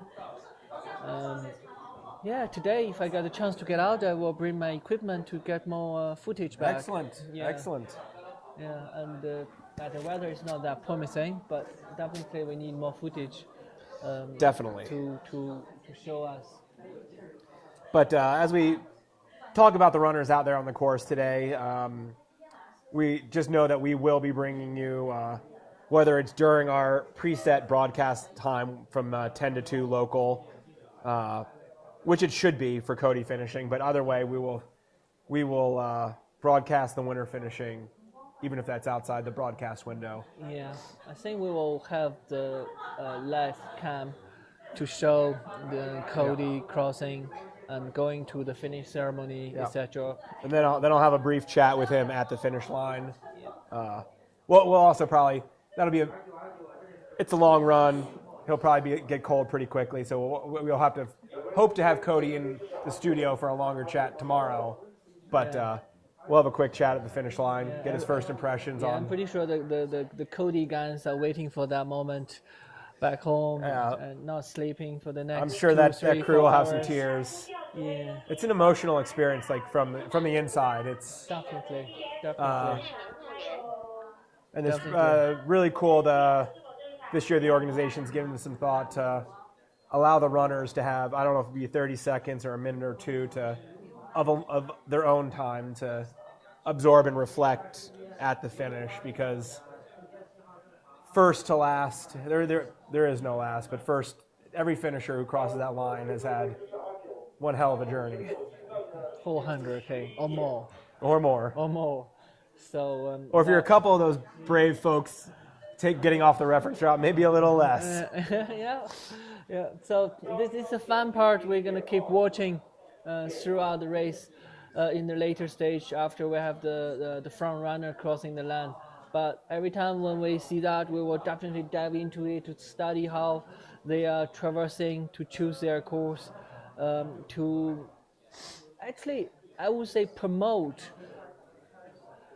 for the future of Ultra Gobi. This is how we want to see the runner is planning, is participating Ultra Gobi. Yeah. Do your own route, not following everything we gave. This is just a reference. Yeah, we give you all the coordinates. You study the course, you study the elevation, you study every possible route you can go for. This is the fun part of Ultra Gobi. This is the spirit. This is the inside of Ultra Gobi. So we mentioned Visa. Somebody commented on the YouTube stream, or just put the Serbian flag, but we haven't highlighted him specifically. I'm gonna Jovica Spajic. I apologize if my Serbian's a little rusty. He's 38. It looks younger than that. I would have guessed he was a young 30s, but he is describes himself as persistent, hardworking, and dedicated, and his motto is, "The one who dares is one who can. The one who knows no fear is the one who goes forward." A huge motivation for him is a desire to be a real ambassador of Serbia through his results and behavior during the race, to bring out that beautiful story of his country, about his mentality, or their mentality, personality, and to tell the tradition, history, and heritage of who we are, or heritage that we nurture. A very bright motive is also to present his family, friends, colleagues from the Serbian Special Anti-Terrorist Unit, the SAJ, people who support me unconditionally with pure heart, with a lot of faith, hope, and love, and dignity and honesty. Again, I find motivation in everyday life and the little things and stories of simple people, their sincere smiles, and the support I constantly receive. I'm trying to show that with great effort, will, honest approach, and renunciation, nothing is impossible. Dreams become reality. He was one of the group of about 3 or 4 that thought they could finish well below 60 hours. That time has come and gone for the entire field. This race, as I was telling someone this morning, it's easy until it's not, and then it's really stinking hard. I cannot wait to have these guys come over saying, "Hey, what about breaking 60? What about and now?" That's not any sort of like showing them up or wagging, but it's like, yeah, in theory, it is possible. I remember after last year's race telling folks, like on last year's course, I can't speak to this year's course, but on last year's course, certainly it was possible for people to run under 60. And if we were talking about the very top couple in the world, mid 50-hour range. But that requires everything going right for 2.5 days. Exactly. Everything goes right. Yeah, the first 2-3 days could be fun. Then you have the weather change. You have the sun out or in. Or you have you the wind have picking up. one bout of diarrhea that leaves you with low energy, or you have blisters, or like there's just so many. You try to go to sleep and you waste an hour, and then you can't sleep, and you get up and you go again and have to pack up. Like there's all these things that just can slow you down, not necessarily go wrong, but... Yep, but breaking 60... and so it will far, happen. It absolutely so will this year, happen. No, but we will see next year. It didn't surprise me that people thought that was possible, because I thought it and think it's quite possible. Yeah. Like 69 hours, the current course record. it's soft, folks. Yeah, I so- speak from experience. So the race record will be. It'll be Well, faster then- now, but it's Yeah. we're now going to the territory where it's still beatable next year. Yeah. Yeah. Yeah. But That's- that gives people a goal, right? Oh, yeah. So if it's not happening this year, next year, whoever, your friends, your family, your colleague that actually watching, then you get some connection who is very into Ultra Gobi, very into ultra running. This is the one for you to set a goal now.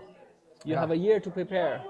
You know what's going on. You follow us on the live stream. You see the terrain. You see what's happening. You see how the runners are acting along the course. Then you have an idea. Then you start planning. You call Brian. You write a few emails to him to get all the experience, preparing the gear, preparing the training, preparing mentally, and we will see you there. Yeah. Yeah. It's one of the goals to see new faces every it's year great. on the course. Of course, old friends, they always welcome. I mean, it's great to see, Bridget here. We wish Dion Leonard was here this year. That would have been great, but we have Cody, we have Oren, we have Aaron, we have Yubesa. and then as I was saying yesterday, the family is not just one group from one year. It's intergenerational, as it were. It's Yes. Damien here having had the influence of Nikki and Benny from last year's South African runners. So like you have Definitely. a continuation from the years ahead or behind in the past. So, and people like I know I have been and others are willing to share that information of past experiences, and it's really good to learn as much as you and fun. You have to. I mean, honestly, as much as wanting to do the distance and wanting a challenge of drawing you to the Ultra Gobi and seeing this terrain, I think it's valuable to have a sense of discovery and exploration and learning. Yes. Like have that learning mindset. And I mean, after both the times I've run the 400, I took extensive notes on what I would do differently. And like last year was a race record, and I went home and I took notes on what I would do differently, because you learn so much through experience, even if you run similar races elsewhere. Yeah, and even if we have you back this year, I wonder how much difference that will be between this. I would say these two races. Yeah, the course is totally different. Yeah. So what you applied last year might not work this year, and the weather also not the same. The temperature is not the same. The wind speed is not the same. So it's an ever-changing factor there. So we always have something new. That's the beauty of it. And as you go along, like where you are on the course, what you have the GPS map up here. Like you have 4 runners on the south side of that mountain range, and everybody else is at the north end of the course, and that's just the different weather, or the weather can be quite different. In last year's course, we went up to high elevations and low elevations, and I remember coming off the high point and looking to some mountains to the east, like not that we had traversed, but there was snow falling in the mountains. Yeah. And that's one mountain range in view to the side, and it's just So that was like that last year. Yeah. Yep. Yeah. We don't have much in common, but that's. But the one in snow 2015 ridge. when I did it, it went out to the east from where we are, and then curved back. I mean, like, I guess, So. But I think I was telling you one of the previous broadcasts is that it's amazing that the course changes every year, but whether it's someone who's previously done it sharing their experience, or if you've done it and are coming back, you kind of know the different sorts of terrains you're going to, and you know, like the order of when you go up high or when you're down low, and when you're on an alluvial fan versus a salt flat or like a pancake flat, hard packed dirt. You can transfer the learnings of those different terrains and elevations and just replot them on a new map. Like nothing is so foreign that the race probably hasn't experienced it before. Yeah. I'm not making that a challenge for the race, by the way. Unless you want to go up really high. You never know. You never know. Yeah. There's always possibility after we stopped for a few years. Yeah. We want to refresh the start, Yep. like last year. I'm Then waiting for the 2029 Shanghai edition. I'm telling you, like. I cannot say now, but No, but like, that's right over there, right? I can't Yeah. read Chinese, but yeah, where you're yeah, like, are. imagine a super flat, But salt flat. Oh, there's the Taklamakan Desert. yeah, Oh. it's not that far. We won't go. It's more like this. Yeah, oh, that's right. But- Because that's that base. That's the But technically, in the term of Gobi, yeah, this is all Gobi. yeah, All this. It's up to the south of Mongolia here. yeah. And zoom even further out. Like we have the entire Tibetan plateau to our south, and then Himalaya below that. Like there is a big wall of Yeah. That's the wall. the Great Wall of South China. Here, the Himalayan mountain range extending to Blocking the monsoon flow. That that's why here is so dry. Where we are now, and that's why the Taklamakan Desert there. some of the greatest archaeological finds in like very old Chinese history are there because the preservation is incredible because it's so dry. so dry. Yeah, we call that Dead Sea for a reason. And so if we actually zoom out again and Chin Song, if I can use the mouse for a second, I don't know exactly where he started, but came from the more temperate areas of China, north of the mountain ranges, through the Silk Road. Is it the Haishi or Hanshi corridor? I forget the name of this corridor. Yeah, the Hershey corridor. Haishi. The Hershey That's not a corridor. bad. No, not at all. Haxi. Yeah. Yeah, Hashi. Okay. And went over here and then went around. Like, you think, oh yeah, he was trying to go from China to India to get original texts to bring back to increase Buddhism in teachings in China, but you can't go this way. No. So there is a southern Silk Route, but the northern Silk Road route goes around. And if Marco Polo's journeys are to believe, he was one of occasionally groups did go through the Taklamakan, but it's the Dead Sea. We have a big doubt on that. Oh, that's why We I have a expressed big that doubt. Yeah. Yeah, no. We have a big doubt on that. What he wrote was like a fiction. It's we need to have more Yeah. study on that to see more evidence on exactly where he Yeah. experienced. Some of them. I want to know where Tirfan is. Is that in here? Or is that even further away? No, it has to be in here because that's where they found a lot of the ancient documents that weren't like in the Magao grottos. Yeah. Like the people here often would use old paper as burial clothing. Yeah. So a lot of the documents were essentially funerary garments that But- they put together and could read. Believe it or not, this part in the ancient time, there used to be like oases in the desert, Yeah. big oases, Yeah. and then they could have cities and all that, big scale. Once the river, where the river source being cut, Yeah. everything dead. Yeah. So this would be more or less modern Xinjiang. Which, to be honest, like as a foreigner, I didn't know that I had as much access as I do today. And it's one of the great things I've learned on this trip is that it's open and it's a new place for me to explore in Western China. And there's amazing mountains there and lakes in addition to the Taklamakan. Yeah, and also in the northern part of Xinjiang is lots of this is a new area that we developed. We have lots of ski resorts. Oh, no way. Yeah. So later this year we'll do a series. Maybe early next year we'll do a series of skiing in Xinjiang. Then we'll share you the link. This is Please fantastic. do. Yeah. Sorry, I know that's off topic for the course, but it's just it's like even as somebody who's been to China a bunch, like every time I come over here, I learn new adventures to have in the future. We have so much to offer. As a Chinese myself, I'm so proud of that. Let's quickly go back to our course to see where Cody is. Where is Cody? Mr. Poskin, where are you? And Team Cody, if I'm messing up that last name pronunciation, let me know. I'm not trying to. I have talked to Cody, but never like So how do you say your last name? But that's hopefully a reasonable assumption. Jovi Xie.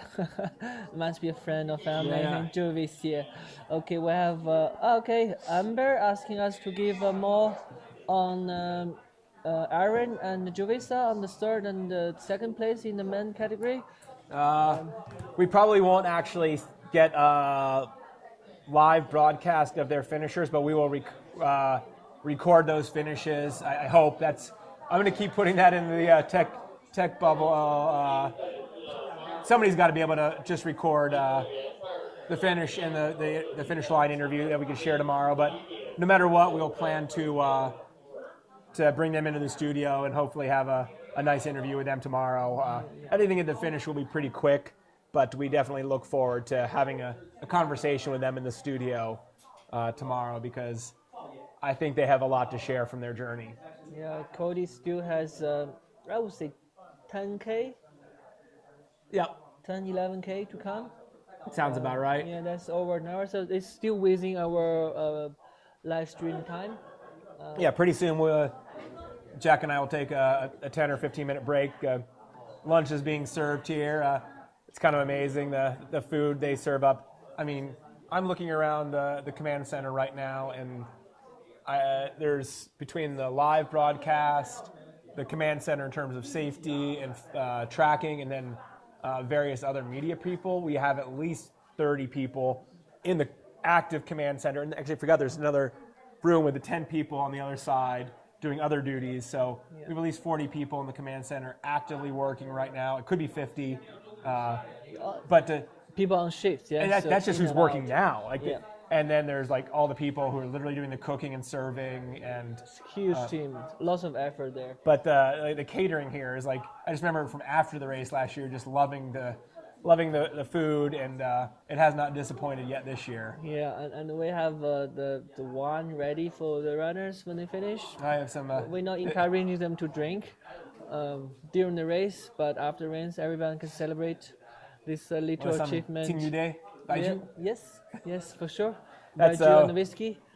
One of the main sponsors of the race is Tinyu Day. Yeah. Kind of unique. A lot of the Baiju is a overarching term for sort of liquor in this country, but often it's a sorghum and based liquor, like that's the grain. Yep. And it has a very particular taste that a lot of Westerners don't really like. Tinude makes theirs out of Highland barley, so it has a much more comfortable flavor for a Western audience. And they also make a number of whiskeys as well, which are really high quality whiskeys. They're here, and I talked to the guys there. Then they prepared a few bottles, so. Yeah. We'll enjoy that later, but just to give a little history of what's going on What's going on there? This is actually the fun part of the race.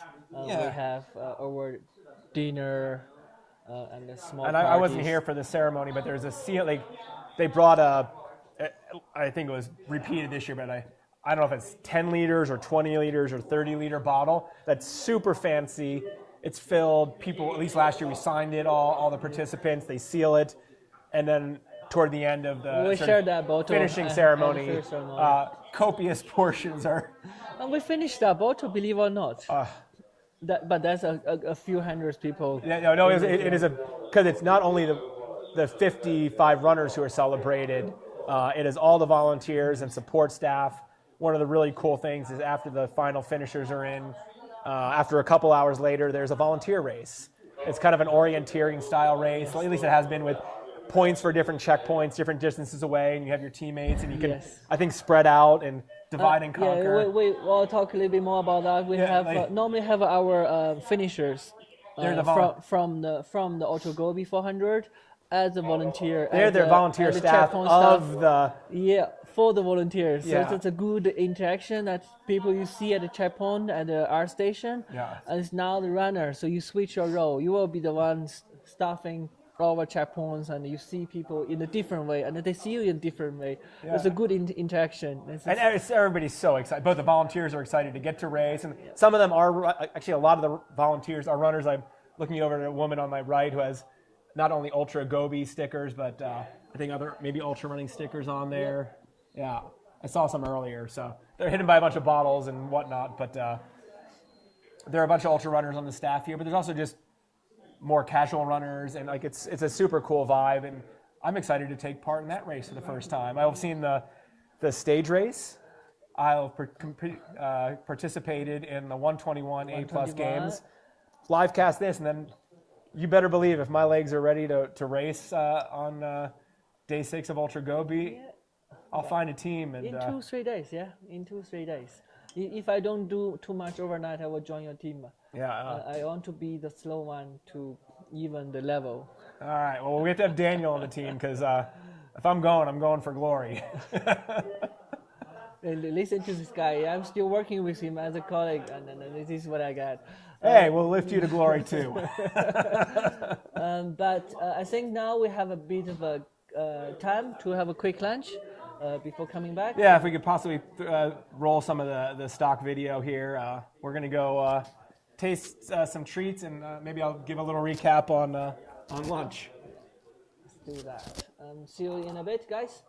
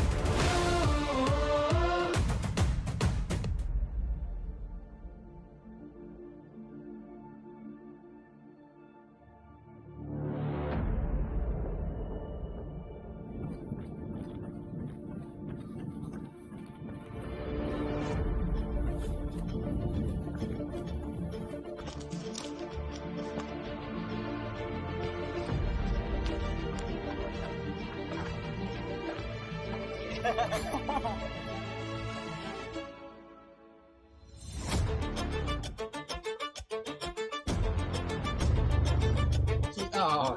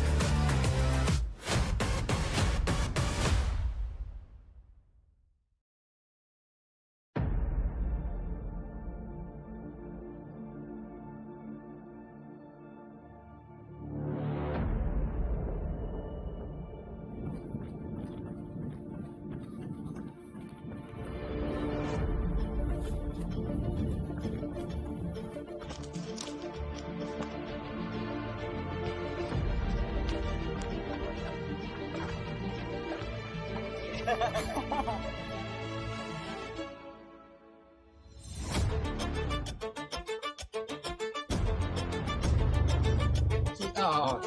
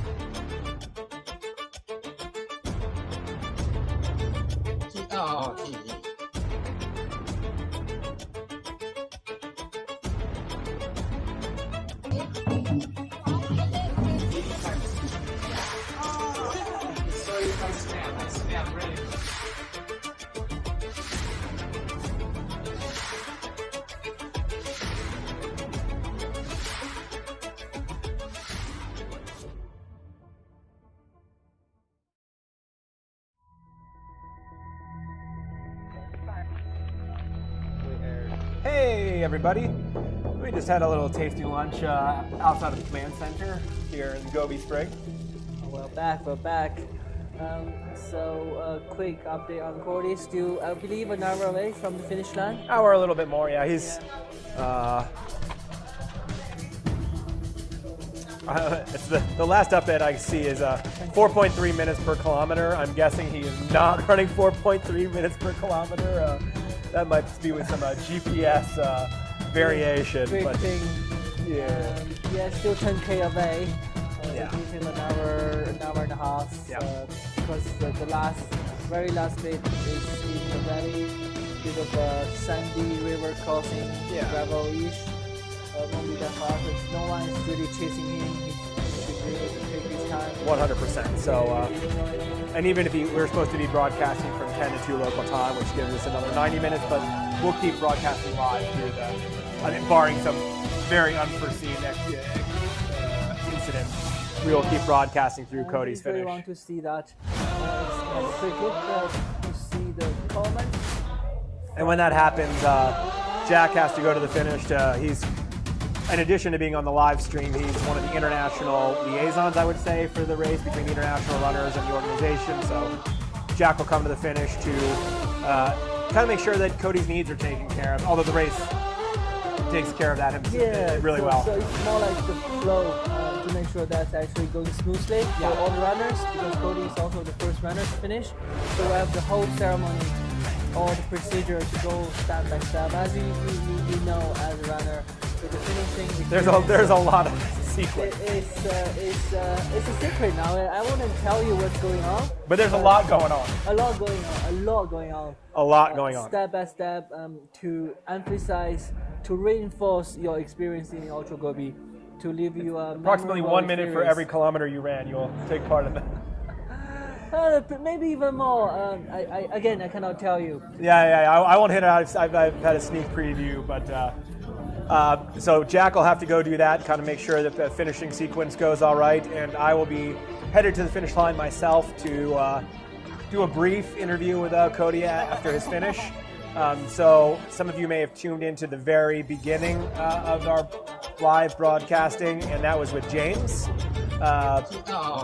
who is a key full-time member of this organization, and he will be doing a live cast from the command center while Jack and I go up to the finish line itself, which is only 200 meters away, but we're not going to have a live camera following us to go sit at the finish line while we wait for Cody. But James will be in charge here in the command center once we hand off. And we should have a stage at the finish line to show you what's going on there, to see the finish line, to see what's going on. I'm not 100% about the sound, where the sound speed is going to come in, but you will see the finish line for sure.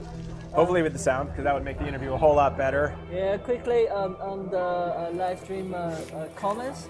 So we have, of course, we have the Cody family and fans coming back. Possibly, I have talked to him and he's ready to sit down.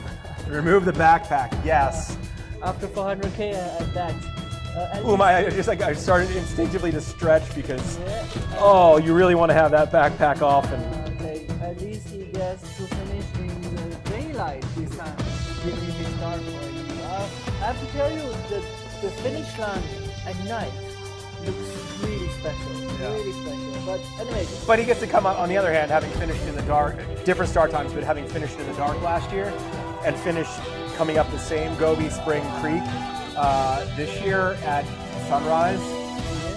It was really cool down there. It is early autumn here. I mean, literally, but also just in the change of the seasons and leaves. The deciduous trees here are turning yellow. The tamarisk down in the Spring Creek is turning red. So it's really a beautiful last 3 or 4 kilometers up the spring. So Lena R, you got it, one step at a time. Nothing to say. We were saying for this not in a rush or anything, just slowly cruising. Yeah, cruising along. He definitely seems more prepared for this week than he did in Cocodona. Well, I was not in Cocodona, so you should say so. Yeah, and I was there, but I was pacing 100 miles of it. So I took a photo of Cody at, 80K or something like that. I never saw him again because I was taking care of one of my. Too fast for you. I was taking care of one of my friends, running 100 miles with one of my friends. Lovely. Kelly Cooper, let's go, Cody. So close now. Yes, only 10K to go. From Madison Smith, let's go, Cody. You're so close. Yes, exactly. So, guys, if you can, well, most of them already went to bed, I believe.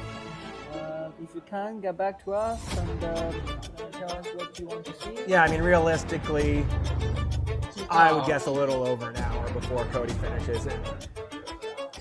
2 o'clock, maybe 15 minutes earlier, 15 minutes later. I mean, I'm not trying to do too fine a calculation on that, but between 1:30 and 2:30 to go broad. As soon as he cross, as soon as we see him passing CP 37, we need to stand by. Pardon me. Bless you. So Brian is having a little cold, so that actually tells you how fast the weather changes here. It's from super sunny and to cold and windy just overnight. So I hope our runners are doing well and prepared, and also coping with that fast enough to put extra layer or take off extra layer from time to time. We say like an onion. Yeah. I mean, that is actually a key to this race. Like, you really want warm clothing for that first night where it was higher. But just to be able to change layers, to have a short sleeve shirt, maybe a long sleeve shirt. Everybody needs to have some sort of fairly warm down or insulated jacket. And then, I don't think it's required, but maybe having some sort of wind jacket or rain jacket, just to be able to interchange all those different layers to manage your warmth. This year's, I think, been relatively cool so far. I can't really speak to what they might have felt during day one of the course, but I don't think it's been very hot at any point, but it's certainly been cool. Yeah, the sun is actually punishing. As I mentioned earlier, Damien from South Africa got sunburned. I was really surprised when he was taking the treatment, really relaxing. It was probably a little deceptive because it does look hazy and overcast, but it's not thick clouds. No. So like, you're not getting the full sun in terms of feeling hot, but you're out there all day, essentially. Like, the first 2 days was kind of sunny with not much overcast. It was quite good blue sky. Then the sun is on you directly. Yep. I'm just wanting to zoom in here for a second. It looks like we've been focusing on Cody for a little bit here because he looks to be our soon-to-be champion. But Jovica and from Serbia and Aaron from the U.S. are still running together. They're about 5 kilometers before the last rest point, R10. They're at 370 kilometers, and that's 375. But it seems to be a more or less steady gap, close enough to a steady gap between them back to 4th place Sangay Sherpa, who's about 15 kilometers back, 9 miles. So, again, barring any unforeseen developments, it would be reasonable to expect that we'll see Cody finish, then Jovica and Aaron will finish together, and then Sangay. And then, pardon me, it could literally be a day before we see our next finish. Or like, until daytime tomorrow. It'll be. I don't think anybody's going to finish overnight. No. No. It's big. The gap, this landscape is big, and so are the gaps. I mean, we're talking about 15 kilometers between first and second, and second and third are together, and then another 15 kilometers between third and fourth, and then we are looking at literally 55. Yeah, we're looking at 70 kilometers back to Junyu. Yep, it's a day. I mean, that is a day, especially with a night. Like, it's already almost 1 p.m. here. So there's 6 to 7 hours of relative daylight. Let's say 7, till like you need to have your headlamp on, and that might mean she gets to R8 at 315 kilometers, but she's not going to cover those final 85 kilometers in the dark, mostly gradually up, or with some gradual uphill before that. And Brother Nee is the 5th man behind her, and second lady would probably be around 256, 7. Yeah, with Jack. With Jack together. Well, I don't see. I'm like zooming all the way in, and I don't see Lucy, but I don't see Jack. You don't see Lucy. So they're together. They're together. I think that's the gap around 25K. It's over 25K between the first lady and the second. Which I mean, we're talking as if the 15 kilometers gap between first and second in the men's field and then third and fourth are like more or less set. Like something would have to go drastically wrong. On the other hand, I look at 25 kilometers in the women's race at this point as surmountable.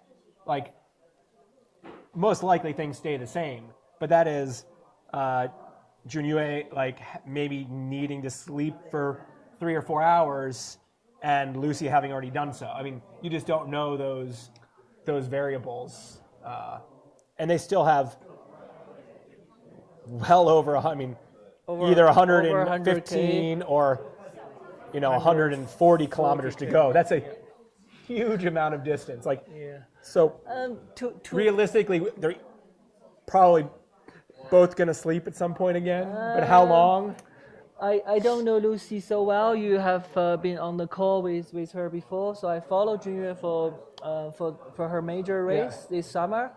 And you don't think she'll sleep? I don't think she will sleep for a long time. Not long, gonna but be power nap. Yeah. Power nap maximum half an hour for the rest of the 120K.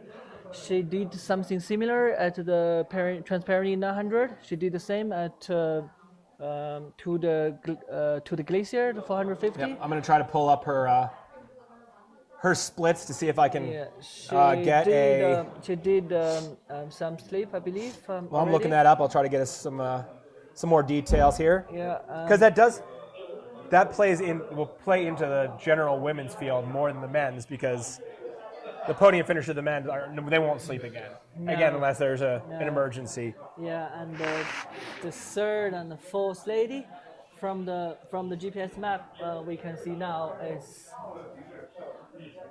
quite close. It's within an hour. So they're both in R6 now, with about an hour gap, 56 minutes gap. So going back to Junyue, she looks like she at R4, so that would have been, I don't even want to try to figure out what day that was, but at R4. It was yesterday. Which is also CP14. Yeah. That was 2 days ago. R4, no, it's yesterday. Okay. I saw her at R5. Okay, so got it. Yeah, then R4. So it looks like in the early morning hours, she stopped for about 4 hours, which definitely means she probably slept for 3 hours there. Yeah. Just ballpark. Yeah. And then anything that looks, I'm scrolling through R5, she was an hour, 70 minutes total. That's not a sleep. That's taking a very...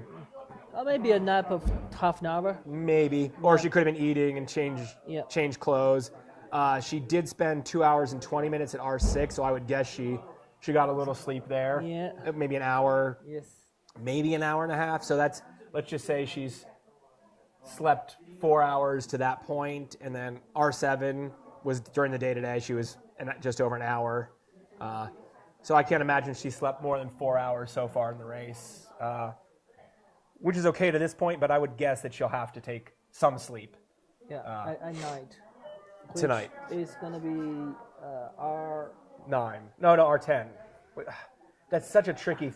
No, R9. She'll be in R9. R9. Yeah, she'll... R9. I would guess that she'll sleep at R9, yeah. Yeah, an hour and a half maximum. Maximum. Yeah, so... But that's still like... To maintain 55 kilometers to go. And at that pace, that's not 55 kilometers at the beginning. That's no. It's not 10 hours, but it could be. It could be. Not to over exaggerate, but it's a lot of hours still. I would say 10. Yeah. Well, she has ability, as we see the track. Yeah. From the two big races over the summer. But I am actually thinking if Lucy can push a bit to get a bit of chasing, that will make the race much more interesting. Yeah. I mean, Junyue has been running out in front since I've started watching a couple of days ago, so I can't speak to the very first minutes because I was out running myself. But. Yeah, but it doesn't matter because there's a 15 seconds gap with the runner, and when you go to, I think she started like a number 40 plus, so it's way back. Who did? Which one? Junior. Junior. Okay. So we will see. Number 3, number 4, they are both in R6. Number 5, which is Melissa with Sonia. I think that together it's 1 minute gap when they are in CP20. I think that's Okay. because of the set off time with a small gap between them. Then they have been together ever since. Which somewhat complicates things in terms of actual finishing positions because those time gaps are accounted for by the race. So yeah, so each runner have their own starting time. So when we set off, every 15 seconds we have one runner took off. So your time as a runner start from that time. Yep. Okay, a little bit on our female runners. Another one is which Carla from Portugal. Yeah, let me pull up a little information on Carla. She shared a lot of information with the race. So Yeah, very joyful, Carla. Very joyful. and she was rolling with the punches. She likes to not check any baggage coming to these big races, so she did carry on, and unfortunately, trekking poles or sticks are required for this race, and hers were confiscated. Fortunately, I thought I needed them for a race I did before coming to the Gobi here in China, and I had a pair of trekking poles and was able to lend to her for the very week. nice of you. She wasn't going to use them. I don't use them, but Yeah, you got to carry them. Yeah, it's part of the mandatory gear. Yeah. She has to. She said, "Oh, I never use trekking poles, but I have to carry them." Yeah. So she, her nickname is Desert Hunter. She's 48 and has run since 2010. I don't know if it's a motto, but for her motto she wrote, "We do not need to have amazing talent or have amazing skills. The most important skill is to deliver passion and love and focus on whenever we dream and in everything we do, and you will be able to do it." She describes herself as a dreamer, rebel, because she follows her heart, and happy. So,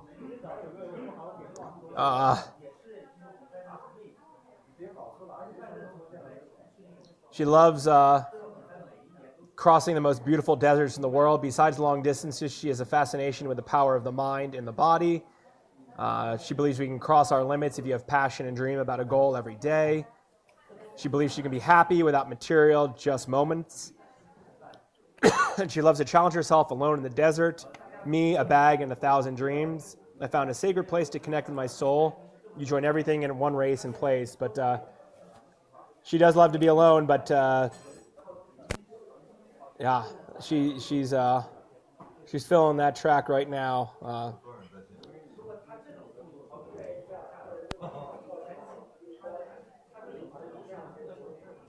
I'm missing something about she must have had a big accident in her life, a medical emergency, because the date on a special sign about that race, it will take part precisely 20 years from her accident of October 5th, 2005. So it'd be amazing to be a part of this as a celebration of life and challenge the distance limit in another desert in her heart. So I'm trying to go through all the information to provide to see if she somewhere talks about what happened in 2005, but I'm not immediately finding that out. But she must have had a very major accident, and this will be a very special anniversary for her. And she is a, oh, here we go.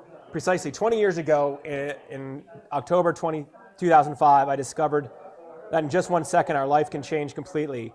It was my youngest brother's 18th birthday, and I planned to go to the gym before his party. 10 minutes after going out, I just lost control of my car, and seconds after, I was flying, and my car was broken with me. Suddenly, I found myself in the hospital, full of pain, without knowing the prognostication of what would happen. You have your lumbar spine broken in L5, and you could be unable to walk forever.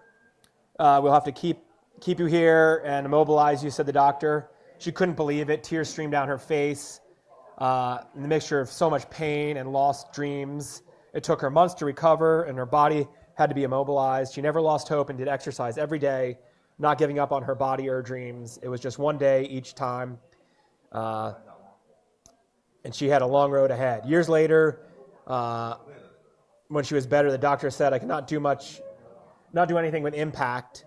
only swim, no horse ride anymore. I guess she did that, which was a stomach punch for her. But you only come back to here if you have pain. She started to go to the gym regularly and travel on a vacation to Mexico. She started to walk, and it felt good. It freed her of some of those burdens she had. And on and on and on. She began running in 2010, did her first marathon a year later, and has collected desert races ever since. She's running Oman, Chad, Algeria, Namibia, Kalahari, Atacama, Saudi Arabia, Yemen, UAE, Morocco, Tunisia, and now the Gobi of China. So what a journey for Carla. Yeah, Carla has been very cheerful, with a big smile on her face throughout the race registration, on the camp, on the way here, starting the race. I haven't got the chance to see her once the race started, so I will. It's too bad. She should have squeezed one more ultra marathon before coming here, because she's done. At least when she sent this in, she had done 98 ultra marathons. This would have been a great 100, Carla. Definitely. Can we count this as 2 for you? Oh, with the distance, yeah, we could. Yeah. This will also be her longest distance ever, because she's run a 310-kilometer race nonstop in Portugal in 59 hours.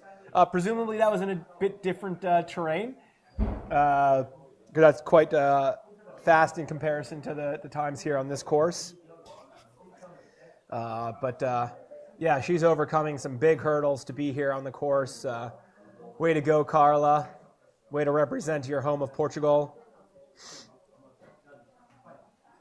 So, what else do we have going on there? There was something I wanted to share, and it came and went from my mind.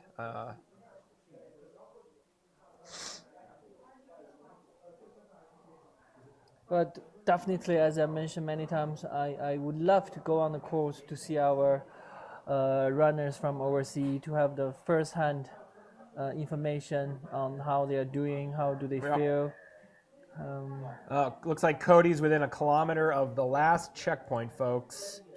That is when he gets a sense of moving from the wide open desert to a beautiful, tight river or stream canyon at the run up to Gobi Springs. It's I'm sure there'll be some cameras following him at times, but I also hope he gets some moments by himself. I remember it was in the middle of the night for me, or in the night for me, but coming up, that was a really special place to reflect on the journey of 400 kilometers, and your mind wrapping around the enormity. Both me at that time, I'd done Gobi 400 before. Cody's finished Cocodona 250 mile, the same distance, but I think every time you finish a distance in an undertaking of this sort, it's special and emotionally weighty. This is even for veterans of such distances. It's a touching, moving, emotional experience. Waves emotion flood over you, and especially Cody being at the front of the race. Well, since the beginning, I would say. Yeah. Looks like we're having live drone footage. That has to be Cody hiking up I can't imagine it's other than him, but it looks like him to me. Color doesn't really show, but there's one person and 0 cars according to the AI detection. Still in pair of shorts on the blue jacket. Yeah. I believe. And he's moving well, but I believe that's Cody. If he was being chased, he'd be walking a little faster right now, but he's moving well. There we have another shot of him. Is that? Can you switch to the other camera? Yeah. I mean, he's walking along. He's making time, but he's not crushing himself right now. No need to, Cody.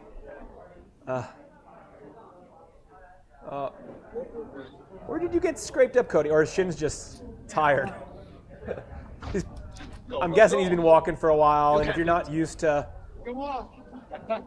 walking for so long, you can be slapping your 4 feet down, and kind of sends a shock wave up your anterior tibialis, the front of your leg there, and they can get kind of sore in an unexpected way. But look, this is from 5 minutes ago. The camera just turned, and he could see the. So here I was talking. There's these little incisions, these little divots, and like they look like nothing. They look like nothing. But let me tell you, at this point in the race or in the event, 390 some kilometers in, you're like, oh my goodness, another one of those. There are 20 centimeter step ups. Over, yeah. You see, this is a kind of a little road, a little track, yeah. Then you have and each one you drop down, you climb back up. Yeah, it's soft on the surface, and yeah, the surface actually here is pretty good. If it's what I've come up on the other side of this drainage or fan. I think we are back to the start. It looks like a little easier to navigate than when I saw it in the dark last year, and just 2 days ago. Still good spirit with the smile on her face. It's nice. It's really, really nice. It doesn't look like it's tremendously windy down there. You'd see he'd be being buffeted by the wind, and not only would you see him being blown around by the wind, you'd see the cameraman blown by the wind. I'm sure there's a breeze down there, but it doesn't look like it's. Yeah, I want to hear what he's talking about. All good. See something look like it's tremendously windy now. Yes, sir. It's awesome. Yeah, we're not getting audio on that, are we? No. So we just see him. Well, we apologize. Like talking over, we literally don't know if we're getting any audio, and it appears we are not getting audio from the feed. We'll hear from him a lot more tomorrow for sure. Yeah. We'll hear a little bit from him in about an hour. It's fun. Now we got a couple different eyes on Cody. We'll stay on this face-to-face cam because that's a lot more fun, but we also have, this is from a couple minutes ago, we also are on our monitor with lots of screens. We have the live drone footage of Cody coming up, this alluvial fan. It's not that much tilt as we're seeing on the screen right now. That cameraman has got it sideways a bit, but it is a small uphill grade. I do not blame Cody one bit for walking every step of this. I did last year, and you get there. Eventually. One step at a time, one step at a time. As we talking about step, you have a but here's a great view from behind. Like you have to navigate on a larger scale. Like he knows where he's going in terms of seeing the mountain range, but you're walking between those little like bumps. You're walking between the different bushes. It's not there's some rocks you can't really. Thought, yeah. I mean, your legs getting tired over 390k. Then this is the time for you to choose your step very carefully at the last bit. There's nobody chasing you. You can really take your time, enjoy the moment, soaking in. Yeah. Getting emotional just watching this. Yeah, I'm trying to keep those emotions in check because. This is nice. Yeah, but you can see the sky is a little bit grayish. Yeah, which to be honest, as a runner, is really nice. Yeah, so you don't have the direct sunshine on you, and you are. I don't know about the temperature. I will have a quick word with my colleague at the weather department to see. It shouldn't be windy, as we can see. But I wonder what's the temperature out there. It looks like Cody had his emergency blanket out at some point. You can see that poking out of the back of his stuff pocket there. Later, we're gonna show you a clip when you took for the checkpoint with the wind. Oh yeah. We will show that. Can we share? Do they have that? I think they do. Let me quickly share with the team. Yeah. I recorded a clip during the 121K race. I guess 3 nights ago. The wind going into one of the checkpoints. You want me to? Okay. I'm doing it. Yes, Jack's taking care of that. and I don't even know if it's as strong as just like I could get a visual because there was light and flags around to get a sense of what the wind was like. Fortunately, there's definitely a breeze up here at Gobi Spring right now, but it's a breeze. It's not a gale. It's nothing comparing to that. Oh, I'm sorry, Cody. Scratching? Or? No, he's. Oh, this is a loop. We're seeing that same loop Yeah, again. this is the same loop. It has to be because Let's move to the drone. Yeah. Oh, there's Cody walking.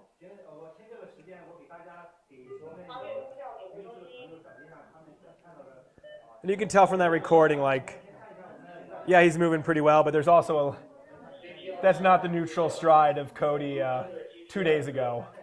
Whether it's his feet being beat up or some tired muscles, he will be happy to sit in a chair and take that backpack off. So what's your quote on that? It's all easy until... Yeah, it's easy until it's hard, or until it's not, and then it's not. I mean, and it'll be interesting to talk to Cody about that in retrospect of when it stopped being easy. Because and that's like you can, especially at the front of the race, you just try to push back where your failure point is. Like I came into the 121K undertrained, and I didn't push too hard at the beginning, but I just was going to run until I couldn't anymore and carry on.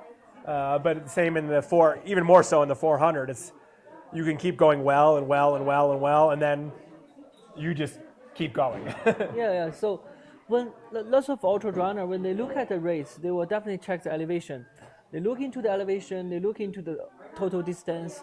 They ignore quite a few factors. Yeah. What about the wind? We're in the middle of a desert. What about temperature drop? Yep. What about the sun? There's so many factors to have impact to your body. And do you look at that ahead of time? Like I knew, yeah? but before the race last year, it was coming from the opposite, or from the northwest to the Gobi Springs, and this is coming from the northeast to Gobi Springs, but up the same drain or same area. And I knew that was about 25 kilometers gradually uphill, and my plan was always to walk those last 25 kilometers. And then it happened to be that I was in the lead, and my plan stuck to I'm going to walk the last 25 kilometers. So we're going to switch to a 10-second clip of the wind from 3 nights ago on this same flat area. I'm not sure if you guys can hear the sound, but just look at the flags. And the person leaning into the wind to walk out to the checkpoint. Put a loop again, yeah. Like you see the person outside the tent and they're just leaning into the wind. And there's just so much sand blowing. I lost vision in my left eye, which I've never had happen before. Fortunately, it is not. This is the same alluvial fan that Cody's coming up right now. And I am glad they've not had to deal with this today. Yeah. Fortunately, they would have been coming from the northeast, which this was at least an easterly wind, so it would have not been so brutal, but wind is wind, and even if it's not that brutal, will take your body heat very quickly. 100%, but Cody's not going to have to deal with that, and he is he's within very close sight. I'm sure he's hearing the cheers of the last checkpoint 37, 4 kilometers to go from there. I'd be surprised if he even filled up a water bottle at this point. He has to scan his timing card. Imagine a little credit card, or more like a hotel card that you'd scan at the door of a hotel room. Let's do a selfie there. Say hi to the volunteers. Yeah. And bye. And cruising into the valley for the last bit. And it's really cool, those last 4 kilometers. I would say this pace is what most of our runners would take in Ultra Gobi. Yeah, you'll see this pace. It's steady. It's very steady, yeah. But this isn't like, if he was being chased, he'd be walking, if he could, 3, 4, 5 miles per hour. 2 or 3 kilometers per hour, minutes per kilometer, faster than he is right now. But he's under no pressure. He's got more than a 15-kilometer lead, almost a 20-kilometer lead, with 4 kilometers to go. He can just take his time. It will mean it'll be probably about 40 minutes, I'd guess, from him coming or leaving this final checkpoint 37 to get to the finish. Having thought about it briefly, running up in the canyon to the finish last year, I quickly dashed those thoughts and switched back to walking because it's if he's walking up this terrain, it's slower going up that canyon. Yeah. It's not horrible. Don't get me wrong. It's not heinous, but it's soft footing. You're going in water. You're kind of having to choose your route a lot. So nothing major. nothing major, but still, not yeah. fast. And Yeah, definitely. not easy. No need to be fast either. Yeah. No, At this stage no, of the race, in his stages, just get there and come to the finish line to us. We have a few guys there. Hey, folks. Beast mode. Of course, the Cody families are always there, following us. But if you can, please share the broadcast link to the friends and fans and families. We're gonna have another hour or two online to definitely following Cody throughout to the finish line. Yeah. We want you to see him. We want more people to see this. Yeah. So Brooke, who are you in terms of you got the last name Poskin, or what's your relation to current leader on the course, Cody Poskin? Yeah, so I wonder who that will be, but definitely that's the Cody family and friends fan club. Yeah. They have been well following us. deserved Yeah, cheering him on. Yeah, all the time. Yeah, Jack, you just got passed as being the #1 commenter in this thread. Brooke's overtaking you, so. I need to have a competition with Brooke. Yeah, I think you'll take the lead by the end. All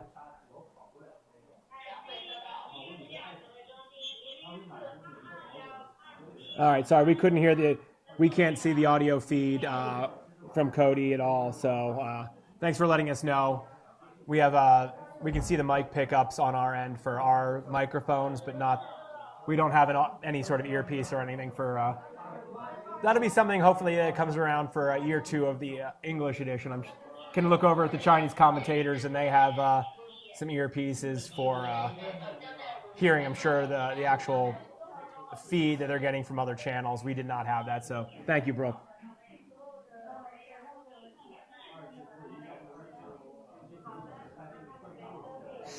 Yeah. So we will obviously stay on until we see Cody finish. That should be actually right about when we were supposed to wrap up this live stream, but we will keep things rolling. Yeah. We can see on the fixed wing drone footage on the landscape. Earlier we have some close-up on where Cody is, and now just show you the Gobi Desert. If our off-screen technicians come back, Cody fans will replay that clip without speaking, so you can hear that audio. We apologize. Like I said, we were unsure of whether that had audio because we can't visually see that, and we only got those live clips because I asked for them yesterday because I could see them on the Chinese broadcast next door. So we're building this out as we go along. There are a few of cameramen on the track here and there. It's not easy for them to send everything out timely because of the connection in between the CP on the CP. Yeah. So wherever we got something, we will share with you guys. Of course, but Jack, I'm gonna go quickly see if I can find James to see if he can pull up that. I'll be right back. That's our technician who is having a lunch. That's him over there, Xiaoxu.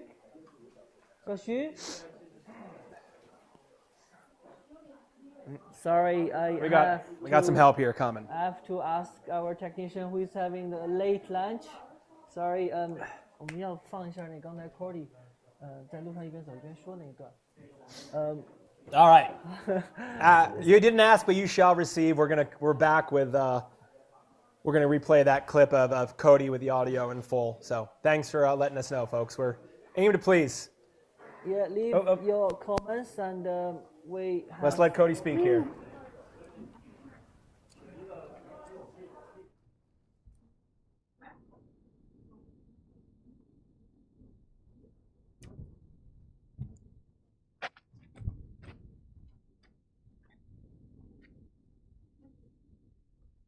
You number one, you hero, my heart. Time. And that's pickup 6. Now we on as well. Let's see if folks in the US can hear. Gobi Desert is awesome. Very tired, ready to sleep. Something warm to eat. Got my feet hurt. Yeah, great experience. Awesome people out here. Awesome landscape. It's a wrap. Let's go. It's okay.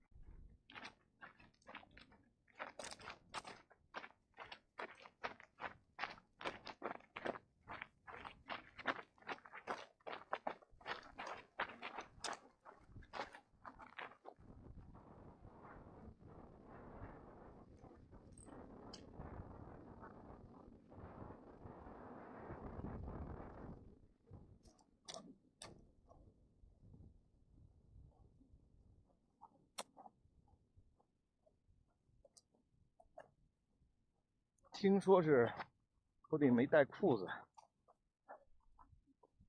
哎不对，肯定是带了，只是他觉得冷，这个是我口误，因为我见他穿过。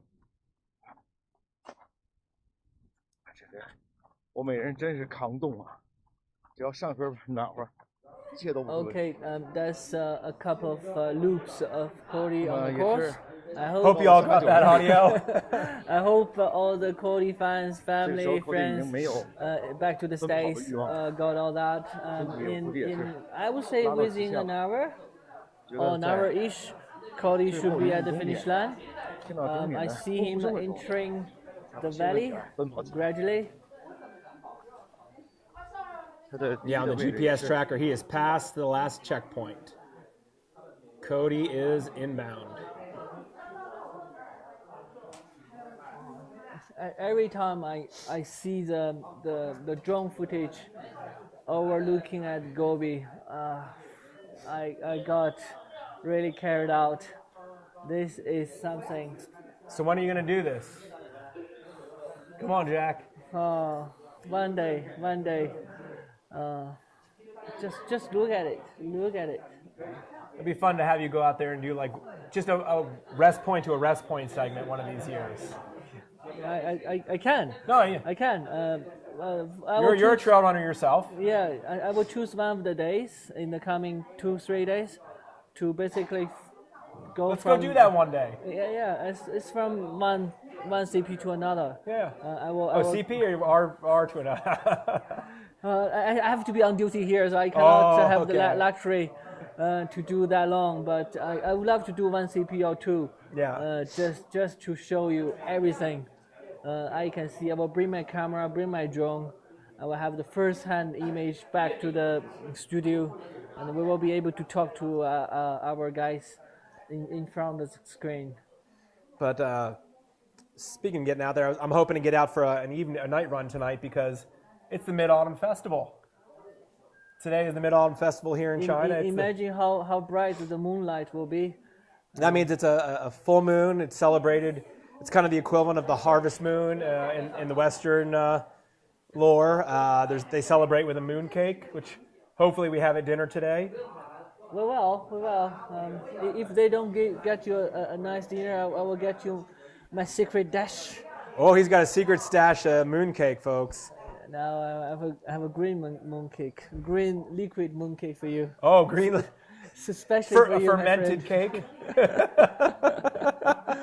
I also enjoy those, so we can toast to the moon. Speak for the experience. Lots of runners after the race will enjoy a cup of beers and a drink, just to relax. Yeah. Celebrate their amazing accomplishment. It's You don't do the 400K self-navigating, self-carry. Makes me tired even thinking about it. Yeah. Look at those wide open. Gosh, I love the Gobi views. I took a photo from the 121 race, and it was perfectly flat terrain, nothing beyond larger than pebbles on the ground, and you could see the horizon hundreds of kilometers in the distance and nothing in between. They say Qinghai next door is Mars. This might be the moon. A little closer, a little more normal, but it's pretty. I wonder how much difference from time to time. This is same kind of geography, terrain, and how much different that could be if it's the same in certain patterns. It's only some places, but I think Qinghai is even drier and has more salt flats. Yeah, that's what they're famous for. Yeah. What they're famous, like the Qinghai Lake is salt lake. Yeah. But we don't have that kind of huge lake in this area in Guangzhou. Yeah. We ran past a lake last year, a reservoir. A reservoir. Yeah. That one is beautiful.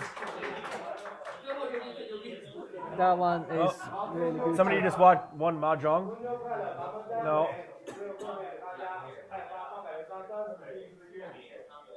Something exciting is happening here.